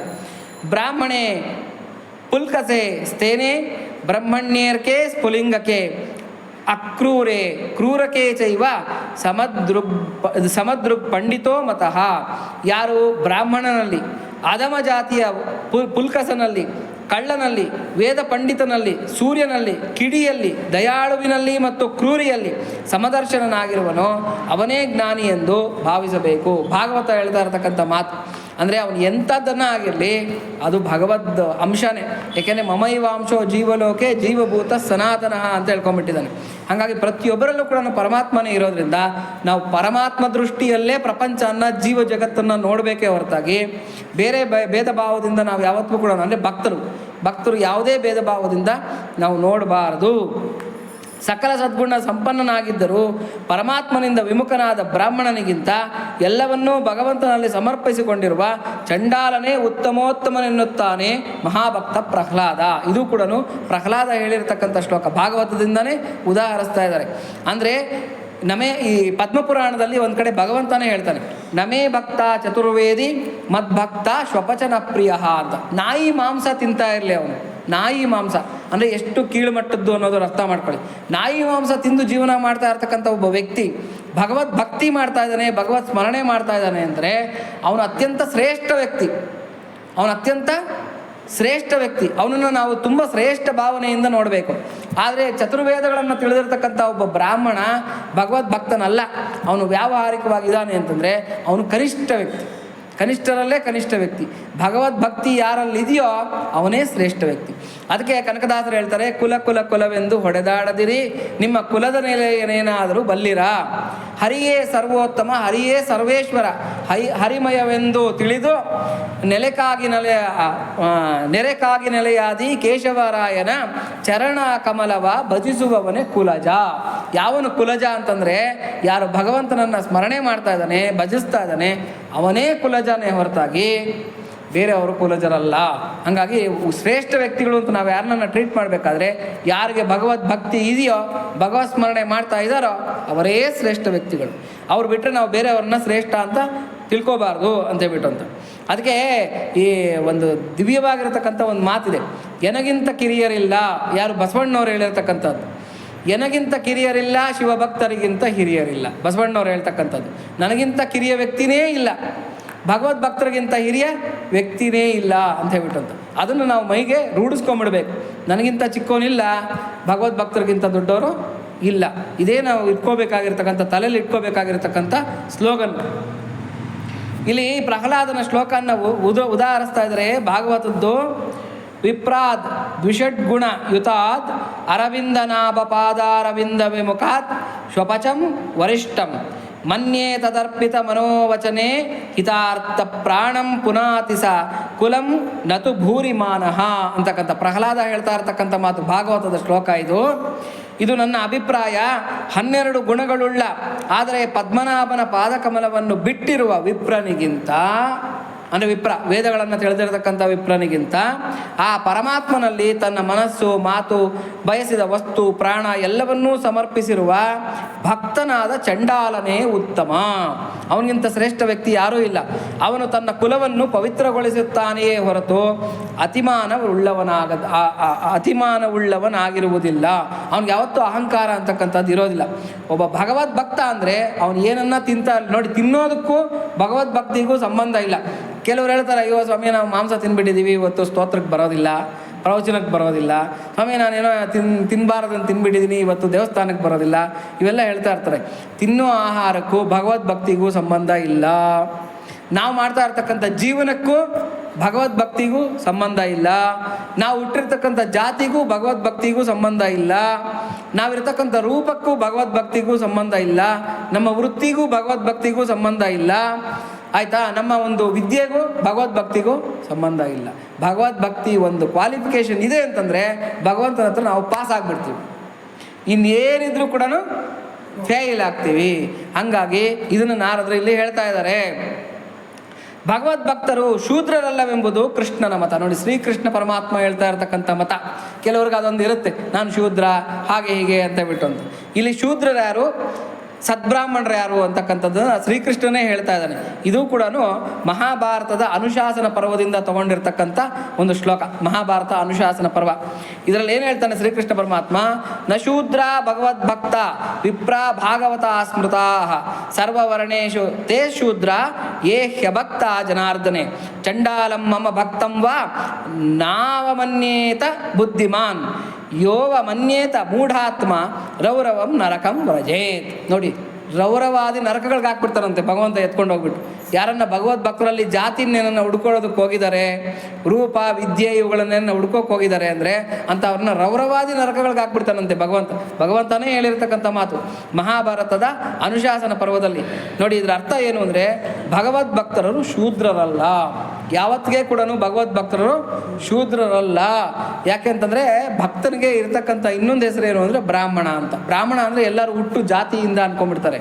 ಆದರೆ ಬ್ರಾಹ್ಮಣ ಅಂತಂದರೆ ಭಗವದ್ಭಕ್ತ ಅಂತಲೇ ಅರ್ಥ, ಬ್ರಹ್ಮವನ್ನು ಅರಿತಿರ್ತಕ್ಕಂಥ ಅವನು ಅಂತ ಅರ್ಥ. ಅದಕ್ಕೆ ರಾಮಕೃಷ್ಣ ಪರಮಹಂಸರು ಏನು ಮಾಡ್ತಾ ಇರ್ತಾರೆ ಅಂದರೆ, ರಾತ್ರಿ ಹೊತ್ತು ಬಿಲ್ವವನ ಅಂತ ಇರುತ್ತೆ, ದಕ್ಷಿಣೇಶ್ವರದಲ್ಲಿ ಬಿಲ್ವವನ ಅಂತ ಇರುತ್ತೆ. ಆ ಬಿಲ್ವವನಕ್ಕೆ ಧ್ಯಾನ ಮಾಡೋದಕ್ಕೆ ಅಂತ ಹೋಗ್ತಾ ಇರ್ತಾರೆ. ಆತ ಅಕ್ಕನ ಮಗ ಒಬ್ಬನಿರ್ತಾನೆ, ಸೋದರಳಿಯ. ಅವನ ಹೆಸರು ಹೃದಿರಾಮ ಅಂತ, ಹೃದಿ ಅಂತ ಕರೀತಾ ಇರ್ತಾರೆ. ಆತ ಏನು ಮಾಡ್ತಾ ಇರ್ತಾನೆ ಅಂತಂದರೆ, ಮೊದಲೇ ತಿಕ್ಕಲು ಮಾವಂಗೆ ಯಾವಾಗಲೂ ದೇವ್ರ ಹುಚ್ಚು, ದೇವರು ಅಂತ ಇರ್ತಾನೆ. ಈ ಅರ್ಧ ರಾತ್ರಿನಲ್ಲಿ ಎದ್ದು ಹೋಗ್ತಾನಲ್ಲ, ಇವನೇನ ವಾಮಾಚಾರದ ಪೂಜೆಗಳು ಮಾಡೋಕ್ಕೆ ಹೋಗ್ತಾನ, ಎಲ್ಲಿಗೆ ಹೋಗ್ತಾ ಇದ್ದಾನೆ ನೋಡಬೇಕು ಅಂತ ಬಿಟ್ಟು ಫಾಲೋ ಮಾಡ್ಕೊಂಡು ಹೋಗ್ತಾನೆ ಒಂದಿನ. ಯಾರನ್ನ? ಶ್ರೀರಾಮಕೃಷ್ಣರನ್ನ. ಫಾಲೋ ಮಾಡ್ಕೊಂಡು ಹೋದರೆ ಶ್ರೀರಾಮಕೃಷ್ಣರು ಬಿಲ್ವವನಕ್ಕೆ ಬರ್ತಾರೆ. ಅಲ್ಲಿ ಕ್ಲೀನಾಗಿ ಒಂದು ಕಡೆ ಗೂಡಿಸ್ಕೊತಾರೆ, ಬಿಲ್ವ ಪತ್ರೆ ಮರದ ಕೆಳಗಡೆ ಕ್ಲೀನಾಗೆಲ್ಲ ಗೂಡಿಸ್ಕೊಂಡು ತಾವು ಹುಟ್ಟಿರ್ತಕ್ಕಂಥ ಬಟ್ಟೆಗಳನ್ನೆಲ್ಲ ಬಿಚ್ಚಾಕ್ತಾರೆ ಪಕ್ಕಕ್ಕೆ. ದಿಗಂಬರರಾಗ್ಬಿಡ್ತಾರೆ, ಮೈ ಮೇಲೆ ಏನೂ ಇಲ್ದಿರೋ ದಿಗಂಬರರಾಗ್ಬಿಡ್ತಾರೆ. ಆಗ್ಬಿಟ್ಟು ಅವರು ಹುಟ್ಟುತ್ತಹ ಬ್ರಾಹ್ಮಣ ಜಾತಿನಲ್ಲಿ ಹುಟ್ಟಿರ್ತಕ್ಕಂಥವ್ರು.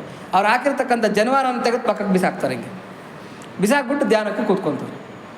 ಹೃದಯರಾಮನಿಗೆ ಆಶ್ಚರ್ಯ, ಯಾಕೆ ನಮ್ಮ ಮಾವ ಈ ಥರ ಧ್ಯಾನ ಮಾಡ್ತಾನೆ, ಇಲ್ಲಿ ನೋಡ್ತಾ ಇದ್ರೆ ಏನೋ ಧ್ಯಾನ ಮಾಡ್ತಾ ಇದ್ದಾನೆ, ಆದರೆ ಹುಟ್ಟಿರ್ತಕ್ಕಂಥ ಬಟ್ಟೆನ ಬಿಚ್ಚಾಕ್ತಾ ಇದ್ದಾನೆ, ಹಾಕಿರ್ತಕ್ಕಂಥ ಆ ಯಜ್ಞೋಪವೀತನ ತೆಗೆದು ಪಕ್ಕಕ್ಕೆ ಹಾಕ್ತಾ ಇದ್ದಾನೆ, ಯಾಕೆ ಹಿಂಗೆ ಮಾಡ್ತಾ ಇದ್ದಾನೆ ಅಂತ ಬಿಟ್ಟು ಆ ಥರ ಒಂದು 2 ದಿನ 3 ದಿನ ಅಬ್ಸರ್ವ್ ಮಾಡ್ತಾನೆ. ಮಾವಂಗೆ ಹೆದರಿಸ್ಬೇಕು, ಬುದ್ಧಿನ ಭ್ರಮಿಸ್ಬೇಕು ಅಂತ ಬಿಟ್ಟು ಮರಳೆಲ್ಲ ಚೆಲ್ಲೋದು, ಇದೆಲ್ಲ ಬರುತ್ತೆ ನೋಡಿ, ಇದರಲ್ಲಿ ವಚನವೇದದಲ್ಲಿ ಬರುತ್ತೆ.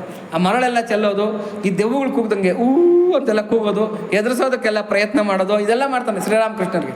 ಬಟ್ ಅವ್ರೇನು ಹೆದರೋದಿಲ್ಲ, ಅವರಷ್ಟಕ್ಕೆ ಅವ್ರು ಕೂಲ ಕೂತ್ಕೊಂಡು ಧ್ಯಾನ ಮಾಡ್ಕೊತಾ ಇರ್ತಾರೆ. ಕಡೆಗೆ ಒಂದಿನ ಕಾಲಿಗೆ ಸಾಷ್ಟಾಂಗ ಬಿದ್ದು ಕೇಳ್ತಾರೆ, ಇದು ನೀವು ಮಾಡ್ತಾ ಇರ್ತಕ್ಕಂಥ ಧ್ಯಾನ ಅಂತ ನಂಗೆ ಅರ್ಥ ಆಯಿತು, ಭಗವತಿಯ ಧ್ಯಾನ ಮಾಡ್ತಾ ಇದ್ದೀರಾ, ಬಟ್ ಈ ಚರ್ಯ ಇದೆಯಲ್ಲ, ನೀವು ಬಟ್ಟೆಗಳು ಬಿಚ್ಚಾಕೋದು, ಯಜ್ಞೋಪವೀತ ತೆಗೆದುಹಾಕೋದು ಮಾಡ್ತಾ ಇದ್ದೀರಲ್ಲ, ಯಾಕೆ ಮಾಡ್ತಾ ಇದ್ದೀರಾ ಅಂತ ಕೇಳ್ತಾನೆ. ಆವಾಗ ಶ್ರೀರಾಮಕೃಷ್ಣರು ಹೇಳ್ತಾರೆ, ಬಟ್ಟೆ ಹಾಕ್ಕೊಂಡಿದ್ದೀನಿ ಅಂತಂದರೆ ನಾನು ಏನೋ ಒಂದು ಸಂಸ್ಕಾರವಂತ ವ್ಯಕ್ತಿ ಅಂತ ಅನ್ನೋದು ನನಗೆ ಮನಸ್ಸಿಗೆ ಬರ್ತಾ ಇರುತ್ತೆ. ನಾನು ಭಕ್ತ, ನಾನು ಸಂಸ್ಕಾರವಂತ, ನಾನು ಸಮಾಜದಲ್ಲಿ ಉತ್ತಮವಾಗಿರ್ತಕ್ಕಂಥ ವ್ಯಕ್ತಿ, ಇವೆಲ್ಲ ಕೂಡ ಧ್ಯಾನಕ್ಕೆ ಅಡ್ಡಿ ಬರುತ್ತೆ, ಭಗವತ್ ಸಾಕ್ಷಾತ್ಕಾರಕ್ಕೆ ಅಡ್ಡಿ ಬರುತ್ತೆ. ಕೆಲವ್ರು ಹೇಳ್ಕೊತಾ ಇರ್ತಾರೆ, ನಾನು ಮಹಾಪುಣ್ಯಾತ್ಮನಪ್ಪ, ನಾನು ಕಾಶಿಗೆ ಹೋಗಿದ್ದೆ, ಪ್ರಯಾಗಕ್ಕೆ ಹೋಗಿದ್ದೆ, ಆ ದಾನ ಮಾಡಿದ್ದೀನಿ, ಈ ದಾನ ಮಾಡಿದ್ದೀನಿ, ಈ ಸೇವೆ ಮಾಡಿದ್ದೀನಿ, ಆ ಸೇವೆ ಮಾಡಿದ್ದೀನಿ ಅಂತ. ಹಾಗಾದ್ರೆ ನೀನು ಭಗವಂತನಿಂದ ತುಂಬ ದೂರ ಇದ್ದೀಯಾ, ನೀನು ಭಗವಂತನ ಹತ್ರಕ್ಕೆ ಬರೋದಕ್ಕೆ ಅರ್ಹನಲ್ಲ ಅಂತಕ್ಕಂಥದ್ದು. ಇನ್ನು ಈ ಯಜ್ಞೋಪವೀತನ ಯಾಕೆ ತೆಗೆದು ಪಕ್ಕಕ್ಕೆ ಬಿಸಾಕ್ತಾ ಇದ್ದೀನಿ ಅಂತಂದರೆ, ನಾನು ಬ್ರಾಹ್ಮಣ, ಅದು ಕೂಡ ಒಂದು ಅಹಂಕಾರ. ನಾನು ಶ್ರೇಷ್ಠ ವ್ಯಕ್ತಿಯವನು, ನಾನು ಬ್ರಾಹ್ಮಣ, ಸಮಾಜದಲ್ಲಿ ಒಂದು ಗಣ್ಯವಾಗಿರತಕ್ಕಂಥ ವ್ಯಕ್ತಿ, ಇದು ಕೂಡ ನನ್ನ ಧ್ಯಾನಕ್ಕೆ ಭಗವತ್ ಸಾಕ್ಷಾತ್ಕಾರಕ್ಕೆ ಅಡ್ಡಿ ಬರುತ್ತೆ. ಅದಕ್ಕೋಸ್ಕರ ಯಜ್ಞೋಪವೀತ ತೆಗೆದು ಪಕ್ಕಕ್ಕೆ ಬಿಸಾಕ್ತೀನಿ. ಆಮೇಲೆ ಪ್ರತಿ ಶನಿವಾರ ಶ್ರೀರಾಮಕೃಷ್ಣರು ಏನು ಮಾಡ್ತಾ ಇರ್ತಾರೆ ಅಂತಂದರೆ, ಅಲ್ಲಿ ಇವರು ಇರ್ತಾರೆ, ಯಾರೋ ಈ ಬೀದಿ ಗುಡಿಸೋರು, ಅಂದರೆ ಬೀದಿನೆಲ್ಲ ಸ್ವಚ್ಛ ಮಾಡ್ತಕ್ಕಂಥವ್ರು. ಆಗಿನ ಕಾಲಕ್ಕೆ ಅವ್ರು ದಲಿತರು ಅಂತ ಹೇಳ್ಬಿಟ್ಟು ಅವ್ರನ್ನ ತುಂಬ ಕೀಳಾಗಿ ಕಾಣ್ತಾ ಇರ್ತಾರೆ. ಶ್ರೀರಾಮಕೃಷ್ಣರು ಅವ್ರ ಮನೆಗಳಿಗೆ ಹೋಗಿ ಅವ್ರು ಊಟ ಮಾಡಿದ್ದಾದಮೇಲೆ ಅವ್ರ ಮನೆಯಲ್ಲಿ ಗೋಮ ಅಂತ ಹಚ್ತಾರಲ್ಲ, ಗೋಮಯ ಅಂತ ಹಚ್ತಾರೆ, ಅದನ್ನು ಗಡ್ಡದಲ್ಲಿ ಹಚ್ತಾ ಇರ್ತಾರೆ. ಅವ್ರಿಗೆ ಗಡ್ಡ ಇರುತ್ತೆ, ಆ ಗಡ್ಡದ ಕೂದಲುಗಳಿರುತ್ತಲ್ಲ ಅದರಲ್ಲಿ ಸ್ವಚ್ಛಗೊಳಿಸಿ ಅದರಲ್ಲಿ ಗೋಮಯನ್ನ ಮಾಡ್ತಾ ಇರ್ತಾರೆ. ಅವ್ರ ಮನೆ ಮುಂದೆ ಕಸನ್ನ ಅವ್ರ ಗಡ್ಡದಲ್ಲಿ ತಲೆ ಕೂದಲಿನಲ್ಲಿ ಗುಡಿಸ್ತಾ ಇರ್ತಾರೆ. ಯಾಕೆ ಅಂತಂದರೆ, ನಾನು ಶ್ರೇಷ್ಠ ವ್ಯಕ್ತಿ ಅಂತಕ್ಕಂಥದ್ದು ಹೊರಟೋಗ್ಬೇಕು, ನನ್ನಲ್ಲಿ ಇರಬಾರ್ದು. ಅಹಂಕಾರಕ್ಕಿಂತ ದೊಡ್ಡ ಅಡ್ಡಿ ಭಗವತ್ ಸಾಕ್ಷಾತ್ಕಾರಕ್ಕೆ ಬೇರೆ ಯಾವುದೂ ಇಲ್ಲ. ಅಹಂಕಾರ ತುಂಬ ದೊಡ್ಡದು, ಅದು ಯಾವ ಥರದಲ್ಲಿ ಅಹಂಕಾರ ಬಂದ್ರೂ ನಮ್ಮನ್ನು ಭಗವಂತನಿಂದ ದೂರ ಮಾಡಿಬಿಡುತ್ತೆ. ಹಾಗೆ ಅಂತ ಹೇಳ್ಬಿಟ್ಟು ಅವರು ಹಂಗೆ ಮಾಡ್ತಾ ಇರ್ತಾರೆ. ಹಾಗಾಗಿ ಯಾವುದೇ ಕಾರಣಕ್ಕೂ ಯಾವುದೇ ಗರ್ವ ಇರಬಾರ್ದು ಅಂತಕ್ಕಂಥದ್ದು ಶ್ರೀರಾಮಕೃಷ್ಣರ ವಚನ. ಆಮೇಲೆ ಯಾರು ಇವಾಗ ಶ್ರೀರಾಮಕೃಷ್ಣರು ಒಬ್ಬ ಗುರುಸ್ಥಾನದಲ್ಲಿ ಇರ್ತಕ್ಕಂಥವ್ರು, ಎಲ್ಲ ಪ್ರವಚನ ಕೇಳೋದಕ್ಕೆ ಅಂತ ಹೇಳ್ಬಿಟ್ಟು ಶ್ರೀರಾಮಕೃಷ್ಣರ ಇದಕ್ಕೆ ದಕ್ಷಿಣೇಶ್ವರದ ಆಶ್ರಮಕ್ಕೆ ಬರ್ತಾ ಇರ್ತಾರೆ. ಶ್ರೀರಾಮಕೃಷ್ಣರು ಎಲ್ಲ ಒಂದು ಕಡೆ ಸಿಂಹಾಸನದ ಮೇಲೆ ಕೂತ್ಕೊಂಡು ಏನು ಬಂದ, ತಿಂಡಿ ಆಯ್ತಾ, ಊಟ ಆಯ್ತಾ ಅಂತ ಮಾತಾಡಿಸ್ಬೋದಲ್ಲ, ಹಂಗೆ ಮಾತಾಡ್ತಾ ಇರಲ್ಲ. ಯಾವ ಭಕ್ತರು ಪ್ರವಚನ ಕೇಳೋಕ್ಕೆ ಬರ್ತಾರೋ ಹೋಗೋಗಿ ಅವ್ರ ಪಾದಗಳಿಗೆ ನಮಸ್ಕಾರ ಮಾಡ್ತಾ ಇರ್ತಾರೆ. ಹೋಗಿ ಪಾದಗಳಿಗೆ ನಮಸ್ಕಾರ ಮಾಡ್ತಾ ಇರ್ತಾರೆ ಶ್ರೀರಾಮಕೃಷ್ಣರು. ಯಾಕೆ ಅಂತಂದರೆ, ಒಂದು ವೇಳೆ ನಾನೇನ ಗುರು ಅಂತಕ್ಕಂಥ ಗರ್ವ ಬಂದುಬಿಟ್ರೆ ನನಗೆ, ಅದು ಒಂದು ಗರ್ವನೇ. ನಾನು ಶ್ರೇಷ್ಠ ಅಂತಕ್ಕಂಥ ಗರ್ವ ಬಂದುಬಿಟ್ರೆ ಆ ಥರ ಏನು ಬಂದುಬಿಡುತ್ತೋ ಅಂತೇಳ್ಬಿಟ್ಟು ಸಿಕ್ಕಿದವ್ರ ಕಾಲುಗಳಿಗೆಲ್ಲ ನಮಸ್ಕಾರ ಮಾಡೋದು ಶ್ರೀರಾಮಕೃಷ್ಣರು. ಯಾಕೆಂದರೆ ನೀವು ಭಕ್ತರಪ್ಪ, ನಿಮಗಿಂತ ದೊಡ್ಡವ್ರು ಯಾರೂ ಇಲ್ಲ, ಬನ್ನಿರಿ ಅಂತೇಳ್ಬಿಟ್ಟು ಅಂತ. ಅಂದರೆ ಅಷ್ಟು ನಿಗರ್ವಿಗಳು ಶ್ರೀರಾಮಕೃಷ್ಣರು. ಹಾಗಾಗಿ ಈ ಗರ್ವ, ಯಾವ ಥರದ ಗರ್ವ ಬಂದರೂ ಕೂಡ ಒಳಗಡೆಗೆ ಸಾಕ್ಷಾತ್ಕಾರಕ್ಕೆ ಬರೆಸ್ಕೊಳಲ್ಲ. ಶುಕ ಮಹರ್ಷಿಗಳನ್ನು ವ್ಯಾಸ ಭಗವಾನರು ಜನಕ ಮಹಾರಾಜನ ಆಶ್ರಯಕ್ಕೆ ಕಳಿಸ್ತಾರೆ. ಹೋಗಪ್ಪ, ಹೋಗ್ಬಿಟ್ಟು ನೀನು ಅಲ್ಲಿ ಬ್ರಹ್ಮಜ್ಞಾನನ ತಿಳ್ಕೊಂಡು ಬಾ ಅಂತೇಳ್ಬಿಟ್ಟು ಅಂತ. ಶುಕ ಮಹರ್ಷಿಗಳು ಬರ್ತಾರೆ, ಕರೀತಾರೆ, ಯಾರು ಜನಕ ಕರೀತಾನೆ ಅಂತೇಳ್ಬಿಟ್ಟು ಜನಕನ ಆಶ್ರಯದಲ್ಲಿ ಆಚೆ ಕಡೆ ಆ ದ್ವಾರದಲ್ಲಿ ಕಾಯ್ಕೊಂಡು ಕೂತಿರ್ತಾರೆ ಶುಕ ಮಹರ್ಷಿಗಳು. 3 ದಿವಸ ಆಗುತ್ತೆ, ಆಹಾರ ಇರಲ್ಲ, ನೀರಿರಲ್ಲ, ಏನೂ ಇರಲ್ಲ. ನೀನು ಯಾವ ಊರು ದಾಸಯ್ಯ ಅಂತ ಕೇಳಲ್ಲ. ಯಾರು? ಜನಕ ಮಹಾರಾಜ. ಮಿಥಿಲಾ ಪಟ್ಟಣಕ್ಕೆ ಬಂದಿರ್ತಾರೆ ಶುಕ ಮಹರ್ಷಿಗಳು, ಶುಕಬ್ರಹ್ಮರು, ವೇದವ್ಯಾಸರ ಪುತ್ರರು. ಆದರೆ ಮರ್ಯಾದೆನೇ ಇಲ್ಲ ಆತನಿಗೆ. ಒಂದು ಕಡೆ ಕೂತ್ಕೊಂಡಿರ್ತಾನೆ, ಸುಮ್ಮನೆ ಸೈಲೆಂಟಾಗಿ ಕೂತಿರ್ತಾನೆ. 3 ದಿನ ಆದರೂ ನನ್ನನ್ನು ಕರೀಲಿಲ್ವಲ್ಲ ಜನಕ ಮಹಾರಾಜ, ಇನ್ಯಾವಾಗ ಈತ ಬ್ರಹ್ಮಜ್ಞಾನನ ನಂಗೆ ಉಪದೇಶ ಮಾಡೋದು ಅಂತೇಳ್ಬಿಟ್ಟು ಹೋಗ್ತಾ ಇರ್ತಕ್ಕಂಥ ಯಾರೋ ಒಂದಿಮಾಗಾದ್ರನ್ನು ಕರೆದುಬಿಟ್ಟು, ನೋಡಿ ವೇದವ್ಯಾಸರಿದಾರಲ್ಲ ಅವರ ಸುಪುತ್ರ ನಾನು, ವೇದಾಂಗಗಳನ್ನೆಲ್ಲ ಅವ್ರ ಹತ್ರ ಅರ್ಥ ಮಾಡ್ಕೊಂಡಿದ್ದೀನಿ, ಆಮೇಲೆ ಭಾಗವತವನ್ನು ಕಲ್ತಿದ್ದೀನಿ ಅವರಿಂದ. ಅಂಥ ಮಹಾನುಭಾವನಾಗಿರ್ತಕ್ಕಂಥ ನಾನು ಇಲ್ಲಿ ಬಂದಿದ್ದೀನಿ ಜನಕನ ದರ್ಶನಕ್ಕೆ ಅಂತ ಹೇಳ್ಬಿಟ್ಟು ನಿಮ್ಮ ಮಹಾರಾಜರಿಗೆ ತಿಳಿಸಿ ಅಂತೇಳ್ಬಿಟ್ಟು. ಸ್ವಾಮಿ ನೀವು ಯಾರು ಅಂತ ಕೇಳ್ತಾರೆ. ನಾನು ಶುಕ, ಹೇಳೋಗಿ ನಾನು ಬಂದಿದ್ದೀನಿ ಅಂತ ಹೇಳ್ಬಿಟ್ಟು ಅಂತ ಶುಕ ಮಹರ್ಷಿಗಳು ಹೇಳ್ತಾರೆ. ಒಳಗೆ ಹೋಗ್ಬಿಟ್ಟು ಜನಕರ ಮಹಾರಾಜನಿಗೆ ಭಿನ್ನಯಿಸ್ಕೊತಾರೆ. ಯಾರು ಆ ಸೇವಕರು, ಸ್ವಾಮಿ ಯಾರೋ ಶುಕ ಅಂತ ಬಂದಿದ್ದಾರೆ, ನಾನು ಶುಕ ಬಂದಿದ್ದೀನಿ ಅಂತಕ್ಕಂಥ ಸಂದೇಶನ ಕಳಿಸಿದ್ದಾರೆ, ಅದನ್ನು ನಿಮಗೆ ಹೇಳ್ತಾ ಇದ್ದೀವಿ ಅಂತೇಳ್ಬಿಟ್ಟು ಅಂತ. ನಾನು ಹೋದ್ಮೇಲೆ ಬಾ ಅಂತ ಹೇಳೋಗು ಅಂತೇಳ್ಬಿಟ್ಟು ಕಳಿಸ್ಬಿಡ್ತಾರೆ ಜನಕ ಮಹಾರಾಜರು. ನಾನು ಹೋದ್ಮೇಲೆ ಬಾ ಅಂತ ಹೇಳು ಅಂತೇಳ್ಬಿಟ್ಟು ಇವ್ರಿಗೆ ಅರ್ಥನೇ ಆಗಲ್ಲ. ಇದೇನು ಅಲ್ಲಿಗೆ ಜನಕರಾಜ ಹೋದ್ಮೇಲೆ ಬಾ ಅಂತ ಹೇಳ್ತಾ ಇದ್ದಾರಾ ಅಥವಾ ಹೊರಟಾದ್ಮೇಲೆ ಬಾ ಅಂತ ಹೇಳ್ತಾ ಇದ್ದಾರಾ, ಏನಿದ್ರ ಅರ್ಥ ಅಂತ ಅವ್ರಿಗೆ ಅರ್ಥನೇ ಆಗೋದಿಲ್ಲ. ಆಚೆ ಕಡೆಗೆ ಬಂದ್ರಂತೆ, ಏನಪ್ಪ ನಿಮ್ಮ ರಾಜ ಏನು ಹೇಳ್ದ ಅಂತ ಕೇಳಿದ್ರಂತೆ. ಯಾರು? ಶುಕ ಮಹರ್ಷಿಗಳು. ಕೇಳಿದ್ರೆ, ಅಪ್ಪ ನಾನು ಹೋದ್ಮೇಲೆ ಬಾ ಅಂತ ಹೇಳಿದ್ದಾರೆ ಅಂತ ಹೇಳ್ಬಿಟ್ಟು ಅಂತ. ಇವ್ರಿಗೆ ಸಿಡಿಲೇ ತಲೆ ಮೇಲೆ ಬಿದ್ದಂಗೆ ಆಗುತ್ತೆ. ಜನಕ ಸಂಸಾರಿ, ರಾಜ್ಯ ಅದು ಇದು ಮಾಡ್ಕೊಂಡಿರ್ತಕ್ಕಂಥವನು, ಇವನು ಯಾವ ಬ್ರಹ್ಮಜ್ಞಾನಿ, ನನಗೆ ಯಾವ ಬ್ರಹ್ಮಜ್ಞಾನ ಉಪದೇಶ ಮಾಡ್ತಾನೆ ಅಂತಕ್ಕಂಥ ಗರ್ವ ನನ್ನಲ್ಲಿತ್ತು. ಒಪ್ಕೊಂತಾರೆ ಶುಕ ಮಹರ್ಷಿಗಳು, ಗರ್ವ ನನ್ನಲ್ಲಿತ್ತು. ಜನಕ ಮಹಾರಾಜ ಎಂಥ ಸಂದೇಶ ಕೊಟ್ಟಿದ್ದಾರೆ ಅಂತಂದರೆ, ನಾನು ಹೋದ್ಮೇಲೆ ಬರೋದಕ್ಕೆ ಹೇಳು ಅಂತ. ನಾನು ಹೋದ್ಮೇಲೆ ಬರೋದಕ್ಕೆ ಹೇಳು ಅಂದರೆ ನಾನು ಅನ್ನೋ ಭಾವ ಹೋದ್ಮೇಲೆ ಬರೋದಕ್ಕೆ ಹೇಳು ಅಂತ. ಆವಾಗ ಅಲ್ಲಿ ಕೂತ್ಕೊಂಡು ಜನಕನನ್ನೇ ಸ್ಮರಣೆ ಮಾಡ್ತಾ ಕೂತ್ಕೊತಾರೆ. ಅಪ್ಪ ನೀನು ಯಾವಾಗ ಕರೆದ್ರೆ ಆವಾಗ ಬರ್ತೀನಪ್ಪ, ನಂದೇನಿಲ್ಲ, ನೀನು ಯಾವಾಗ ಕರೆದ್ರೆ ನಿನ್ನ ಇಚ್ಛೆ ಅಂತ ಹೇಳ್ಬಿಟ್ಟು ಅಂತ. ಆವಾಗ ಮತ್ತೆ 3 ದಿವಸ ಆಹಾರ ನೀರು ಇಲ್ದಿರ ಕೂತ್ಕೊಂಡಿರ್ತಾರೆ ಶುಕ ಮಹರ್ಷಿಗಳು. ಆವಾಗ ಜನಕ ಹೇಳಿ ಕಳಿಸ್ತಾನೆ, ಬಾ ಅಂತ ಹೇಳೋ ಶುಕ ಮಹರ್ಷಿಗಳನ್ನು ಅಂತ. ವಿನಯಪೂರ್ವಕವಾಗಿ ಹೋಗಿ ಕಾಲಿಗೆ ಸಾಷ್ಟಾಂಗ ಬಿದ್ದು ಕೇಳ್ಕೊಂತಾರೆ.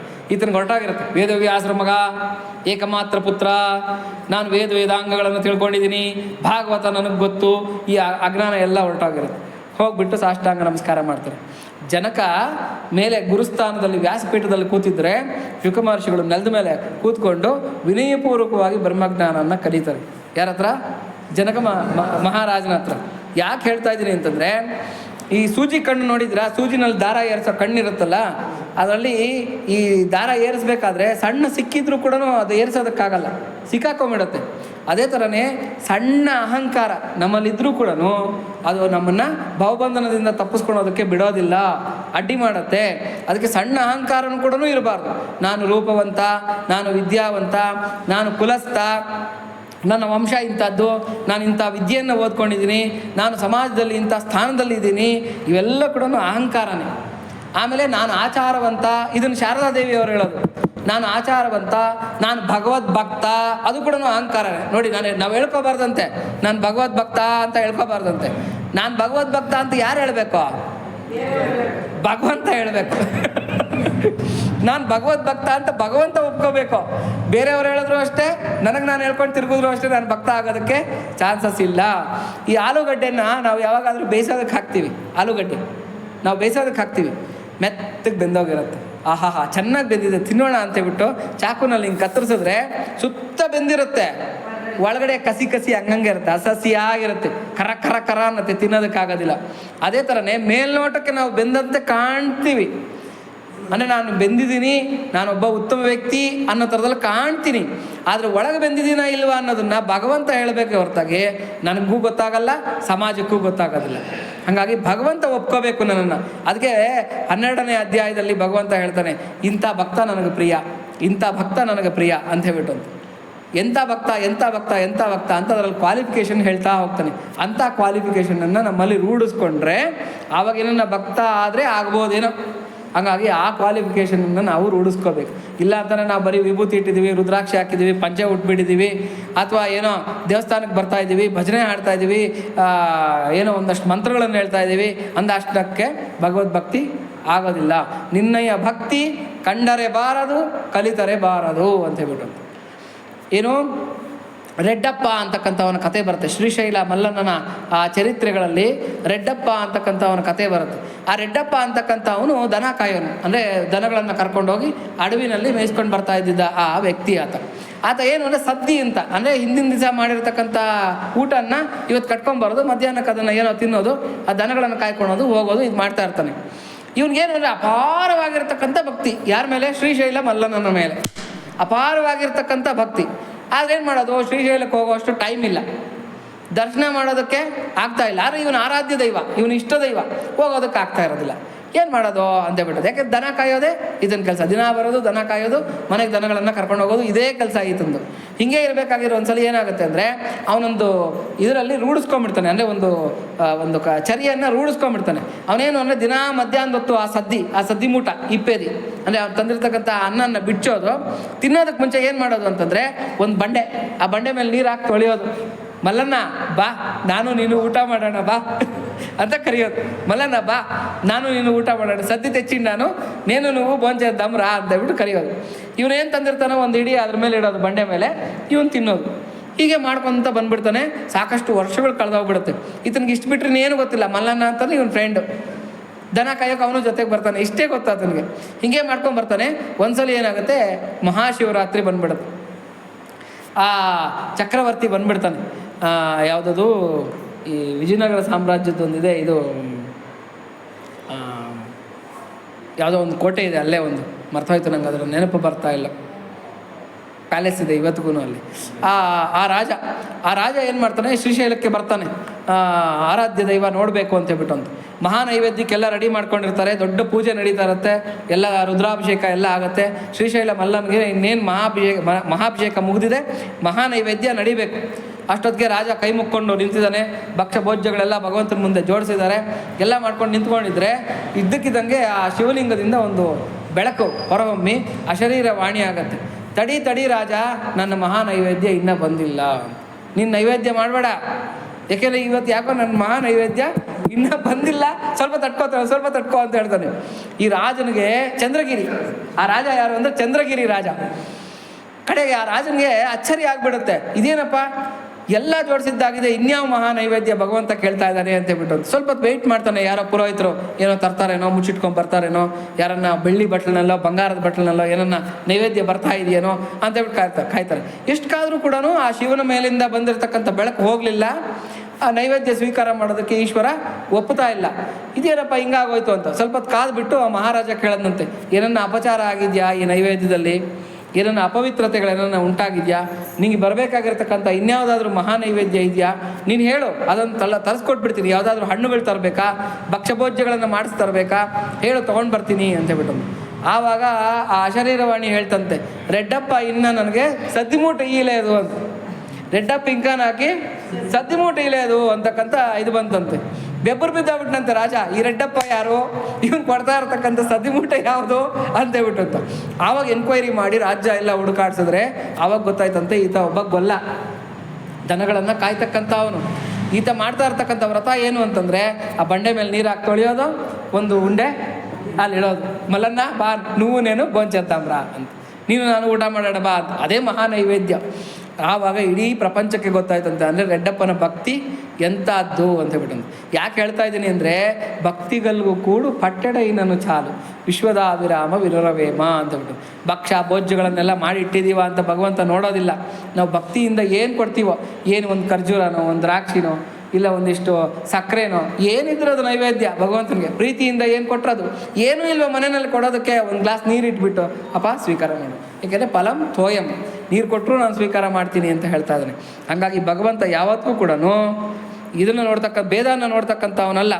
ಭಗವದ್ಭಕ್ತರು ಶೂದ್ರರಲ್ಲ, ಭಗವದ್ಭಕ್ತರಾದ ಅವರು ವಿಪ್ರರು ಎಂದೇ ಪರಿಗಣಿಸಲ್ಪಟ್ಟಿದ್ದಾರೆ. ಭಗವಂತ ಹೇಳ್ತಾ ಇರ್ತಕ್ಕಂಥ ಮಾತಿದು. ಮಹಾಭಾರತ ಅನುಶಾಸನ ಪರ್ವದಲ್ಲಿ ಎಲ್ಲ ವರ್ಣಗಳಲ್ಲಿಯೂ ಯಾರು ಜನಾರ್ದನನ ಭಕ್ತರಲ್ಲವೋ ಅವರೇ ಶೂದ್ರರು. ಅವ್ರು ಯಾವ ಕ್ಯಾಸ್ಟನ್ನು ಆಗಿರಲಿ, ಏನು ವೃತ್ತಿಯನ್ನು ಮಾಡ್ತಾ ಇರಲಿ, ಭಗವದ್ಭಕ್ತಿ ಇಲ್ವಾ ಅವರು ಶೂದ್ರರು ಅಂತ ಪರಿಗಣಿಸಲ್ಪಡಬೇಕು. ನನ್ನ ಭಕ್ತನು ಚಂಡಾಲನಾಗಿದ್ದರೂ ಬುದ್ಧಿವಂತನು ಅವನನ್ನು ಅವಮಾನಿಸಬಾರದು. ಅವನು ಯಾವ ಥರದ ವೃತ್ತಿ ಜೀವನ ನಡೆಸ್ತಾ ಇದ್ರೂ ಕೂಡ, ಯಾವ ಒಂದು ಕೆಟಗರಿನಲ್ಲೇ ಇದ್ರೂ ಕೂಡ ನಾವು ಅವರನ್ನು ಅವಮಾನಿಸಬಾರ್ದು. ಯಾವ ಮೂಢಾತ್ಮನು ಹೀಗೆ ಅವಮಾನಿಸುತ್ತಾನೆಯೋ ನನ್ನ ಭಕ್ತರನ್ನು, ಅವನು ರೌರವವೆಂಬ ನರಕಕ್ಕೆ ಹೋಗುತ್ತಾನೆ. ರೌರವ ಅಂತಕ್ಕಂಥ ಮಹಾಘೋರವಾಗಿರ್ತಕ್ಕಂಥ ನರಕಕ್ಕೆ ಭಾಜನನಾಗ್ಬಿಡ್ತಾನೆ. ಹೀಗೆ ಭಗವದ್ಭಕ್ತರಲ್ಲಿ ಜಾತ್ಯಾದಿಗಳಿಂದಾದ ಯಾವ ಭೇದವನ್ನು ನಾವು ಮಾಡಬಾರದು. ಇನ್ನು ಭಕ್ತರಂತೂ ಮಾಡುವುದೇ ಇಲ್ಲ. ಭಕ್ತರ ಮಧ್ಯದಲ್ಲಿ ಯಾವತ್ತೂ ಕೂಡ ಅದಿರೋದೇ ಇಲ್ಲ. ಇನ್ನು ಭಗವಂತನ ವಿಷಯದಲ್ಲಿ ಹೇಳುವುದೇನಿದೆ, ಭಗವಂತ ಯಾವತ್ತೂ ಕೂಡ ಜಾತಿ ಭೇದನ್ನು ಮಾಡ್ತಕ್ಕಂಥ ಅವನೇ ಅಲ್ಲ. ಶ್ರೀರಾಮಕೃಷ್ಣರು ಈ ವಿಚಾರದಲ್ಲಿ ಹೇಳ್ತಾ ಇದ್ದಾರೆ, ಭಕ್ತನಿಗೆ ಜಾತಿ ಇಲ್ಲ. ಭಕ್ತನಿಗೆ ಯಾವತ್ತೂ ಕೂಡ ಜಾತಿ ಇಲ್ಲ. ಶ್ರೀರಾಮಕೃಷ್ಣರು ಅದನ್ನೇ ಹೇಳ್ತಾ ಇದ್ದಾರೆ. ಭಕ್ತನು ಬೇರೆಯೇ ಆದ ವರ್ಗಕ್ಕೆ ಸೇರಿದವನು. ಇವನು ಬ್ರಾಹ್ಮಣ ಅಲ್ಲ, ಭಕ್ತ. ಕ್ಷತ್ರಿಯ ಅಲ್ಲ, ವೈಶ್ಯ ಅಲ್ಲ, ಶೂದ್ರ ಅಲ್ಲ. ಭಕ್ತ ಯಾರು? ಭಕ್ತ ಅಂತಕ್ಕಂಥವನೇ ಬೇರೆ ಕ್ಯಾಟಗರಿ.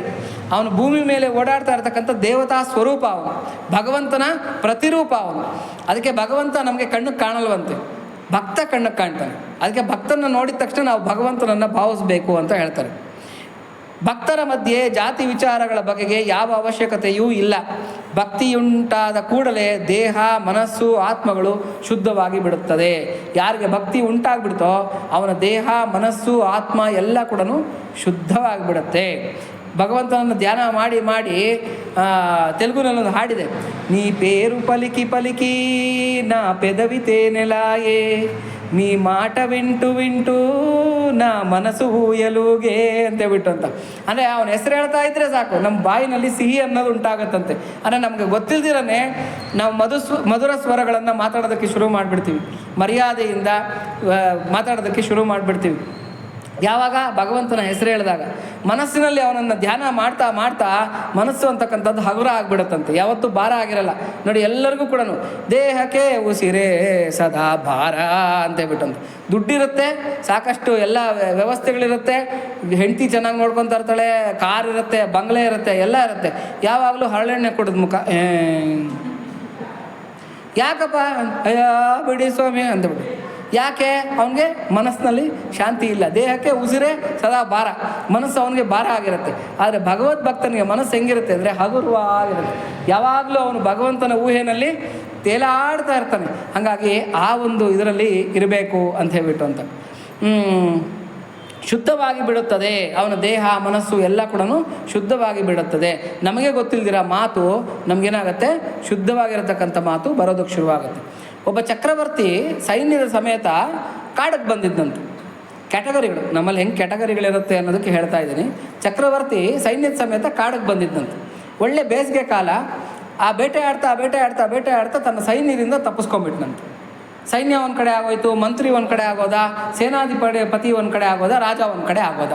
ಇವಾಗ ಎಲ್ಲರೂ ಒಂದು ಕಡೆ ಸೇರ್ಕೋಬೇಕಲ್ಲ, ಏನು ಮಾಡೋದು ಅಂತೇಳ್ಬಿಟ್ಟು ಎಲ್ಲರೂ ಬರ್ತಾ ಇದ್ರೆ ಒಂದು ಮರದ ಕೆಳಗಡೆ ಪ್ರಶಾಂತವಾಗಿ ಧ್ಯಾನ ಮಾಡ್ಕೊಂಡು ಕೂತಿರ್ತಕ್ಕಂಥ ಒಬ್ಬ ಭಕ್ತನ್ನ ನೋಡಿದ್ರಂತೆ. ಫಸ್ಟು ಸೈನ್ಯ ಬಂತಂತೆ. ಸೈನ್ಯ ಬಂದುಬಿಟ್ಟು ಆ ಸೇವಕರೆಲ್ಲ ಬಂದುಬಿಟ್ಟು ನೋಡಿದ್ರೆ ಆತನಿಗೆ ಕಣ್ಣಿರಲಿಲ್ವಂತೆ. ಧ್ಯಾನ ಮಾಡ್ಕೊಂಡು ಕೂತಿದ್ದಂತೆ ಒಂದು ಮರದ ಕೆಳಗಡೆ. ಈ ಸೇವಕ ಬಂದ್ಬಿಟ್ಟು ಕೇಳಿದಂತೆ, ಗುಡ್ಡೋನೆ, ಈ ಕಡೆ ನಮ್ಮ ರಾಜನ ಸೈನ್ಯ ಹೋಯ್ತೇನೋ ಅಂತ ಕೇಳಿದ್ನಂತೆ. ಹೌದು ಸ್ವಾಮಿ, ಈ ಕಡೆ ಹೋಗಿದೆ, ನೀವು ಹೋಗ್ಬೋದು ಅಂತ ಹೇಳಿದಂತೆ. ಯಾರಿಗೆ? ಸೇವಕನಿಗೆ. ಅದಾದಮೇಲೆ ಸ್ವಲ್ಪ ಹೊತ್ತಾದಮೇಲೆ ಸೇನಾಧಿಪತಿ ಬಂದಂತೆ. ಸೇನಾಧಿಪತಿ ಬಂದುಬಿಟ್ಟು ಸೂರ್ದಾಸ್, ಈ ಕಡೆ ನಮ್ಮ ಇದನ್ನ, ಸೂರ್ದಾಸ್ ಅಂತಂದರೆ ಕಣ್ಣಿಲ್ಲದೆ ಇರತಕ್ಕಂಥ ದಾಸ. ಸೂರ್ದಾಸರಿಗೆ ಕಣ್ಣಿರಲಿಲ್ಲ, ಹಾಗಾಗಿ ಮರ್ಯಾದೆ, ಇನ್ನು ಸ್ವಲ್ಪ ಮರ್ಯಾದೆ. ಸೂರ್ದಾಸ್, ಈ ಕಡೆ ನಮ್ಮ ಇವರೇನ ಹೋದ್ರಾ ಅಂತ ಕೇಳಿದ್ನಂತೆ. ಸೈನ್ಯ ಏನ ಹೋಯ್ತಾ? ಹೌದು ಸ್ವಾಮಿ, ಇದೇ ದಾರಿನಲ್ಲೇ ಹೋಯ್ತು, ನೀವು ಹೋಗ್ಬೋದು ಅಂತ ಹೇಳಿದ್ನಂತೆ. ಇನ್ನು ಸ್ವಲ್ಪ ಹೊತ್ತಾದಮೇಲೆ ಮಂತ್ರಿ ಬಂದಂತೆ. ಸೂರ್ದಾಸ್ ಜಿ, ಈ ಕಡೆ ನಮ್ಮವ್ರು ಯಾರನ್ನ ಹೋದ್ರಾ ಅಂತ ಮರ್ಯಾದೆಯಾಗಿ ಕೇಳಿದಂತೆ.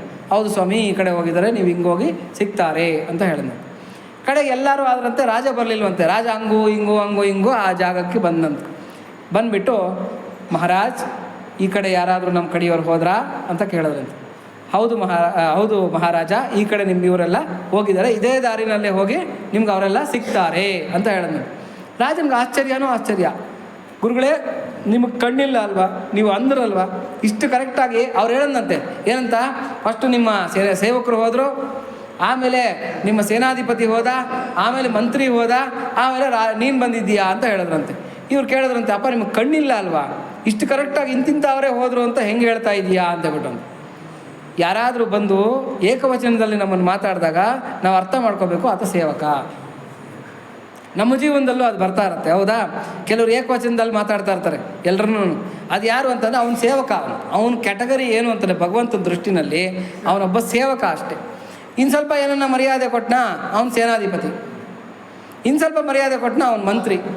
ಅತ್ಯಂತ ಮರ್ಯಾದೆ, ಗೌರವದಿಂದ, ಪ್ರೀತಿಯಿಂದ ಯಾರನ್ನ ಮಾತಾಡ್ದವನು ಚಕ್ರವರ್ತಿ. ಇವಾಗ ಹೇಳಿ, ನಾವು ಚಕ್ರವರ್ತಿಗಳಾಗಿರ್ಬೇಕಾ ಸೇವಕನಾಗಿರ್ಬೇಕಾ ಅಂತಕ್ಕಂಥದ್ದನ್ನು? ಚಕ್ರವರ್ತಿಗಳಾಗಿರ್ಬೇಕು. ಅದಕ್ಕೆ ಪ್ರತಿಯೊಬ್ಬರಿಗೂ ಮರ್ಯಾದೆ ಕೊಟ್ಟು ಪ್ರೀತಿಯಿಂದ ಮಾತಾಡಬೇಕು. ಅದಕ್ಕೆ ಬಸವಣ್ಣವ್ರು ಹೇಳ್ತಾರೆ, ಅಯ್ಯ ಎಂದರೆ ಸ್ವರ್ಗ, ಗೆಲವೋ ಎಂದರೆ ನರಕ ಅಂತ ಹೇಳ್ಬಿಟ್ಟು. ಅಯ್ಯ ಅಂದವನಿಗೆ ಸ್ವರ್ಗ ಗ್ಯಾರಂಟಿ. ಯಾಕೆಂದರೆ ಮರ್ಯಾದೆಯಿಂದ ಕಾಣ್ತಾ ಇದ್ದಾನೆ ಬೇರೆಯವರನ್ನು. ಅವನೇ ಇವನೇ ವಾಡ ವೀಡ ಅಂತೇಳ್ಬಿಟ್ಟು ಕೆಲವರು ಮಾತಾಡೋ ಸ್ಟೈಲು, ಇವರೆಲ್ಲ ನರಕಕ್ಕೆ ಹೋಗೋದು, ಏನು ಡೌಟೇ ಇಲ್ಲ. ಹಾಗಾಗಿ ಅದನ್ನು ನಾವು ಬಿಡಬೇಕು ಅಂತಕ್ಕಂಥದ್ದನ್ನು ಇಲ್ಲಿ ಹೇಳ್ತಾ ಇದ್ದಾರೆ. ಭಕ್ತನಿಗೆ ಜಾತಿ ಇಲ್ಲ, ಭಕ್ತನು ಬೇರೆಯೇ ಆದ ವರ್ಗಕ್ಕೆ ಸೇರಿರುತ್ತಾನೆ. ಭಕ್ತರ ಮಧ್ಯೆ ಜಾತಿ ವಿಚಾರಗಳ ಬಗೆಗೆ ಯಾವ ಅವಶ್ಯಕತೆಯೂ ಇಲ್ಲ. ಭಕ್ತಿಯುಂಟಾದ ಕೂಡಲೇ ದೇಹ, ಮನಸ್ಸು, ಆತ್ಮಗಳು ಶುದ್ಧವಾಗಿ ಬಿಡುತ್ತದೆ. ಭಗವನ್ನಾಮದಿಂದ ಮಾನವನು ಪವಿತ್ರನಾಗುತ್ತಾನೆ. ಭಗವನ್ನಾಮ ಉಚ್ಚಾರಣೆ ಮಾಡಿದ ತಕ್ಷಣ ಅವನು ಪವಿತ್ರನಾಗ್ತಾನೆ. ಯಾಕೆಂದರೆ ಪವಿತ್ರೋವ ಸರ್ವಾವಸ್ಥಾಂಗತೋಪಿವ ಯಸ್ಮರೇತ್ ಪುಂಡರೀಕಾಕ್ಷಂ ಸವಾಹ್ಯ ಅಭ್ಯಂತರ ಶುಚಿಹಿ. ಲಾಭಸ್ತೇಷಾಂ ಜಯಸ್ತೇಷಾಂ ಕುತಸ್ತೇಷಾಂ ಪರಾಭವ ತೇಷಾಮಿಂದೀವರಶ್ಯಾಮೋ ಹೃದಯಸ್ಥೋ ಜನಾರ್ದನ. ಲಾಭಗಳನ್ನು ಜಯಗಳನ್ನು ತಂದು ಕೈಗಿಡ್ತಾನಂತೆ ಭಗವಂತ, ಹೃದಯದಲ್ಲಿರ್ತಕ್ಕಂಥ ಪರಮಾತ್ಮ. ಕುತಸ್ತೇಷಾಂ ಪರಾಭವ, ಫೇಲ್ಯೂರ್ ಅಂತಕ್ಕಂಥದ್ದು ಭಕ್ತನ ಜೀವನದಲ್ಲಿ ಎಲ್ಲಿಂದ ಬರೋದಕ್ಕೆ ಸಾಧ್ಯ ಇದೆ ಅಂತಕ್ಕಂಥದ್ದು. ಹಾಗಾಗಿ ಇವೆಲ್ಲ ಕೂಡ ನಾವು ತಿಳ್ಕೊಳ್ತಕ್ಕಂಥ ಮಾತುಗಳು. ಅಸ್ಪೃಶ್ಯ ಜಾತಿಯವನು ಭಕ್ತಿಯುಂಟಾದರೆ ಶುದ್ಧನೂ ಪವಿತ್ರನೂ ಆಗಿಬಿಡುತ್ತಾನೆ. ಭಕ್ತಿ ಇಲ್ಲದ ಬ್ರಾಹ್ಮಣನೇ ಅಲ್ಲ.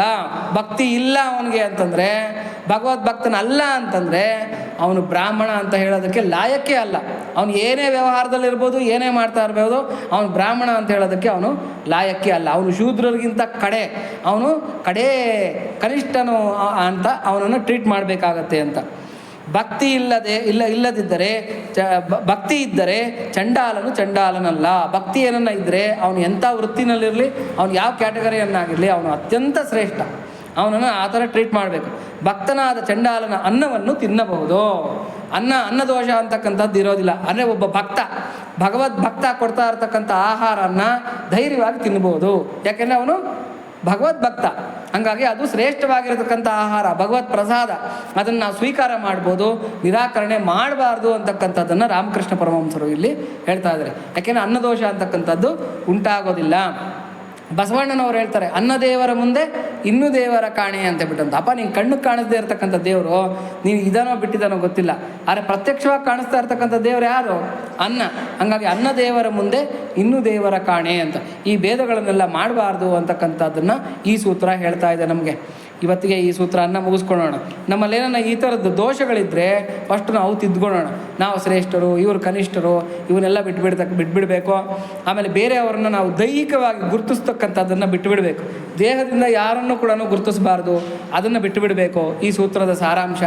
ಆಮೇಲೆ ಯಾರನ್ನು ಟೀಕೆ ಮಾಡಬಾರ್ದು. ಟೀಕೆ ಟಿಪ್ಪಣಿಗಳು ಮಾಡಿದ್ರೆ ಆ ಗುಣ ನಮಗೆ ಮುಂದಿನ ಜನ್ಮಕ್ಕೆ ಬರುತ್ತೆ. ಹಾಗಾಗಿ ಯಾವುದೇ ಕಾರಣಕ್ಕೂ ಟೀಕೆ ಟಿಪ್ಪಣಿಗಳನ್ನು ಮಾಡಬಾರ್ದು. ಭಕ್ತ ಎಲ್ಲೇ ಕಂಡರೂ ಕೂಡ, ಅವನು ಯಾವುದೇ ಅವಸ್ಥೆಯಲ್ಲಿದ್ದರೂ ಕೂಡ ಆತನಿಗೆ ಸಲ್ಲಬೇಕಾಗಿರತಕ್ಕಂಥ ಗೌರವವನ್ನು ಸಲ್ಲಿಸಬೇಕು. ಯಾವುದೇ ಭೇದ ಭಾವಗಳನ್ನು ನಾವು ಎಣಿಸಬಾರ್ದು ಅಂತಕ್ಕಂಥದ್ದು ನಾರದರು ಹೇಳ್ತಾ ಇರತಕ್ಕಂಥ ಈ 72ನೇ ಸೂತ್ರದ ಸಾರ. ಇಲ್ಲಿಗೆ ಇವತ್ತಿನ ಪ್ರವಚನವನ್ನು ಮುಗಿಸ್ಕೊಳ್ಳೋಣ. ಮುಂದಿನ ಪ್ರವಚನ ಯತಸ್ತದೀಯ ಅಂತಕ್ಕಂಥದ್ದು 73ನೇ ಸೂತ್ರ. ಅದನ್ನು ನಾವು ಮುಂದಿನ 2ನೇ ಶನಿವಾರ, ಮುಂದಿನ ತಿಂಗಳ 2ನೇ ಶನಿವಾರ ನಾವು ಅಧ್ಯಯನ ಮಾಡ್ಕೊಳ್ಳೋಣ. ಇವತ್ತಿಗೆ ಈ ಪ್ರವಚನವನ್ನು ಸಂಪನ್ನಗೊಳಿಸ್ಕೊಳ್ಳೋಣ. ಎಲ್ಲರೂ ಜೋರಾಗಿ ಹೇಳೋಣ. ಪ್ರಿಯತಾಂ ಪುಂಡರೀಕಾಕ್ಷಃ ಸರ್ವಯಜ್ಞೇಶ್ವರೋ ಹರಿಃ ತಸ್ಮಿನ್ ತುಷ್ಟೇ ಜಗತ್ತುಷ್ಟಂ ಪ್ರೀಣಿತೆ ಪ್ರೀಣಿತಂ ಜಗತ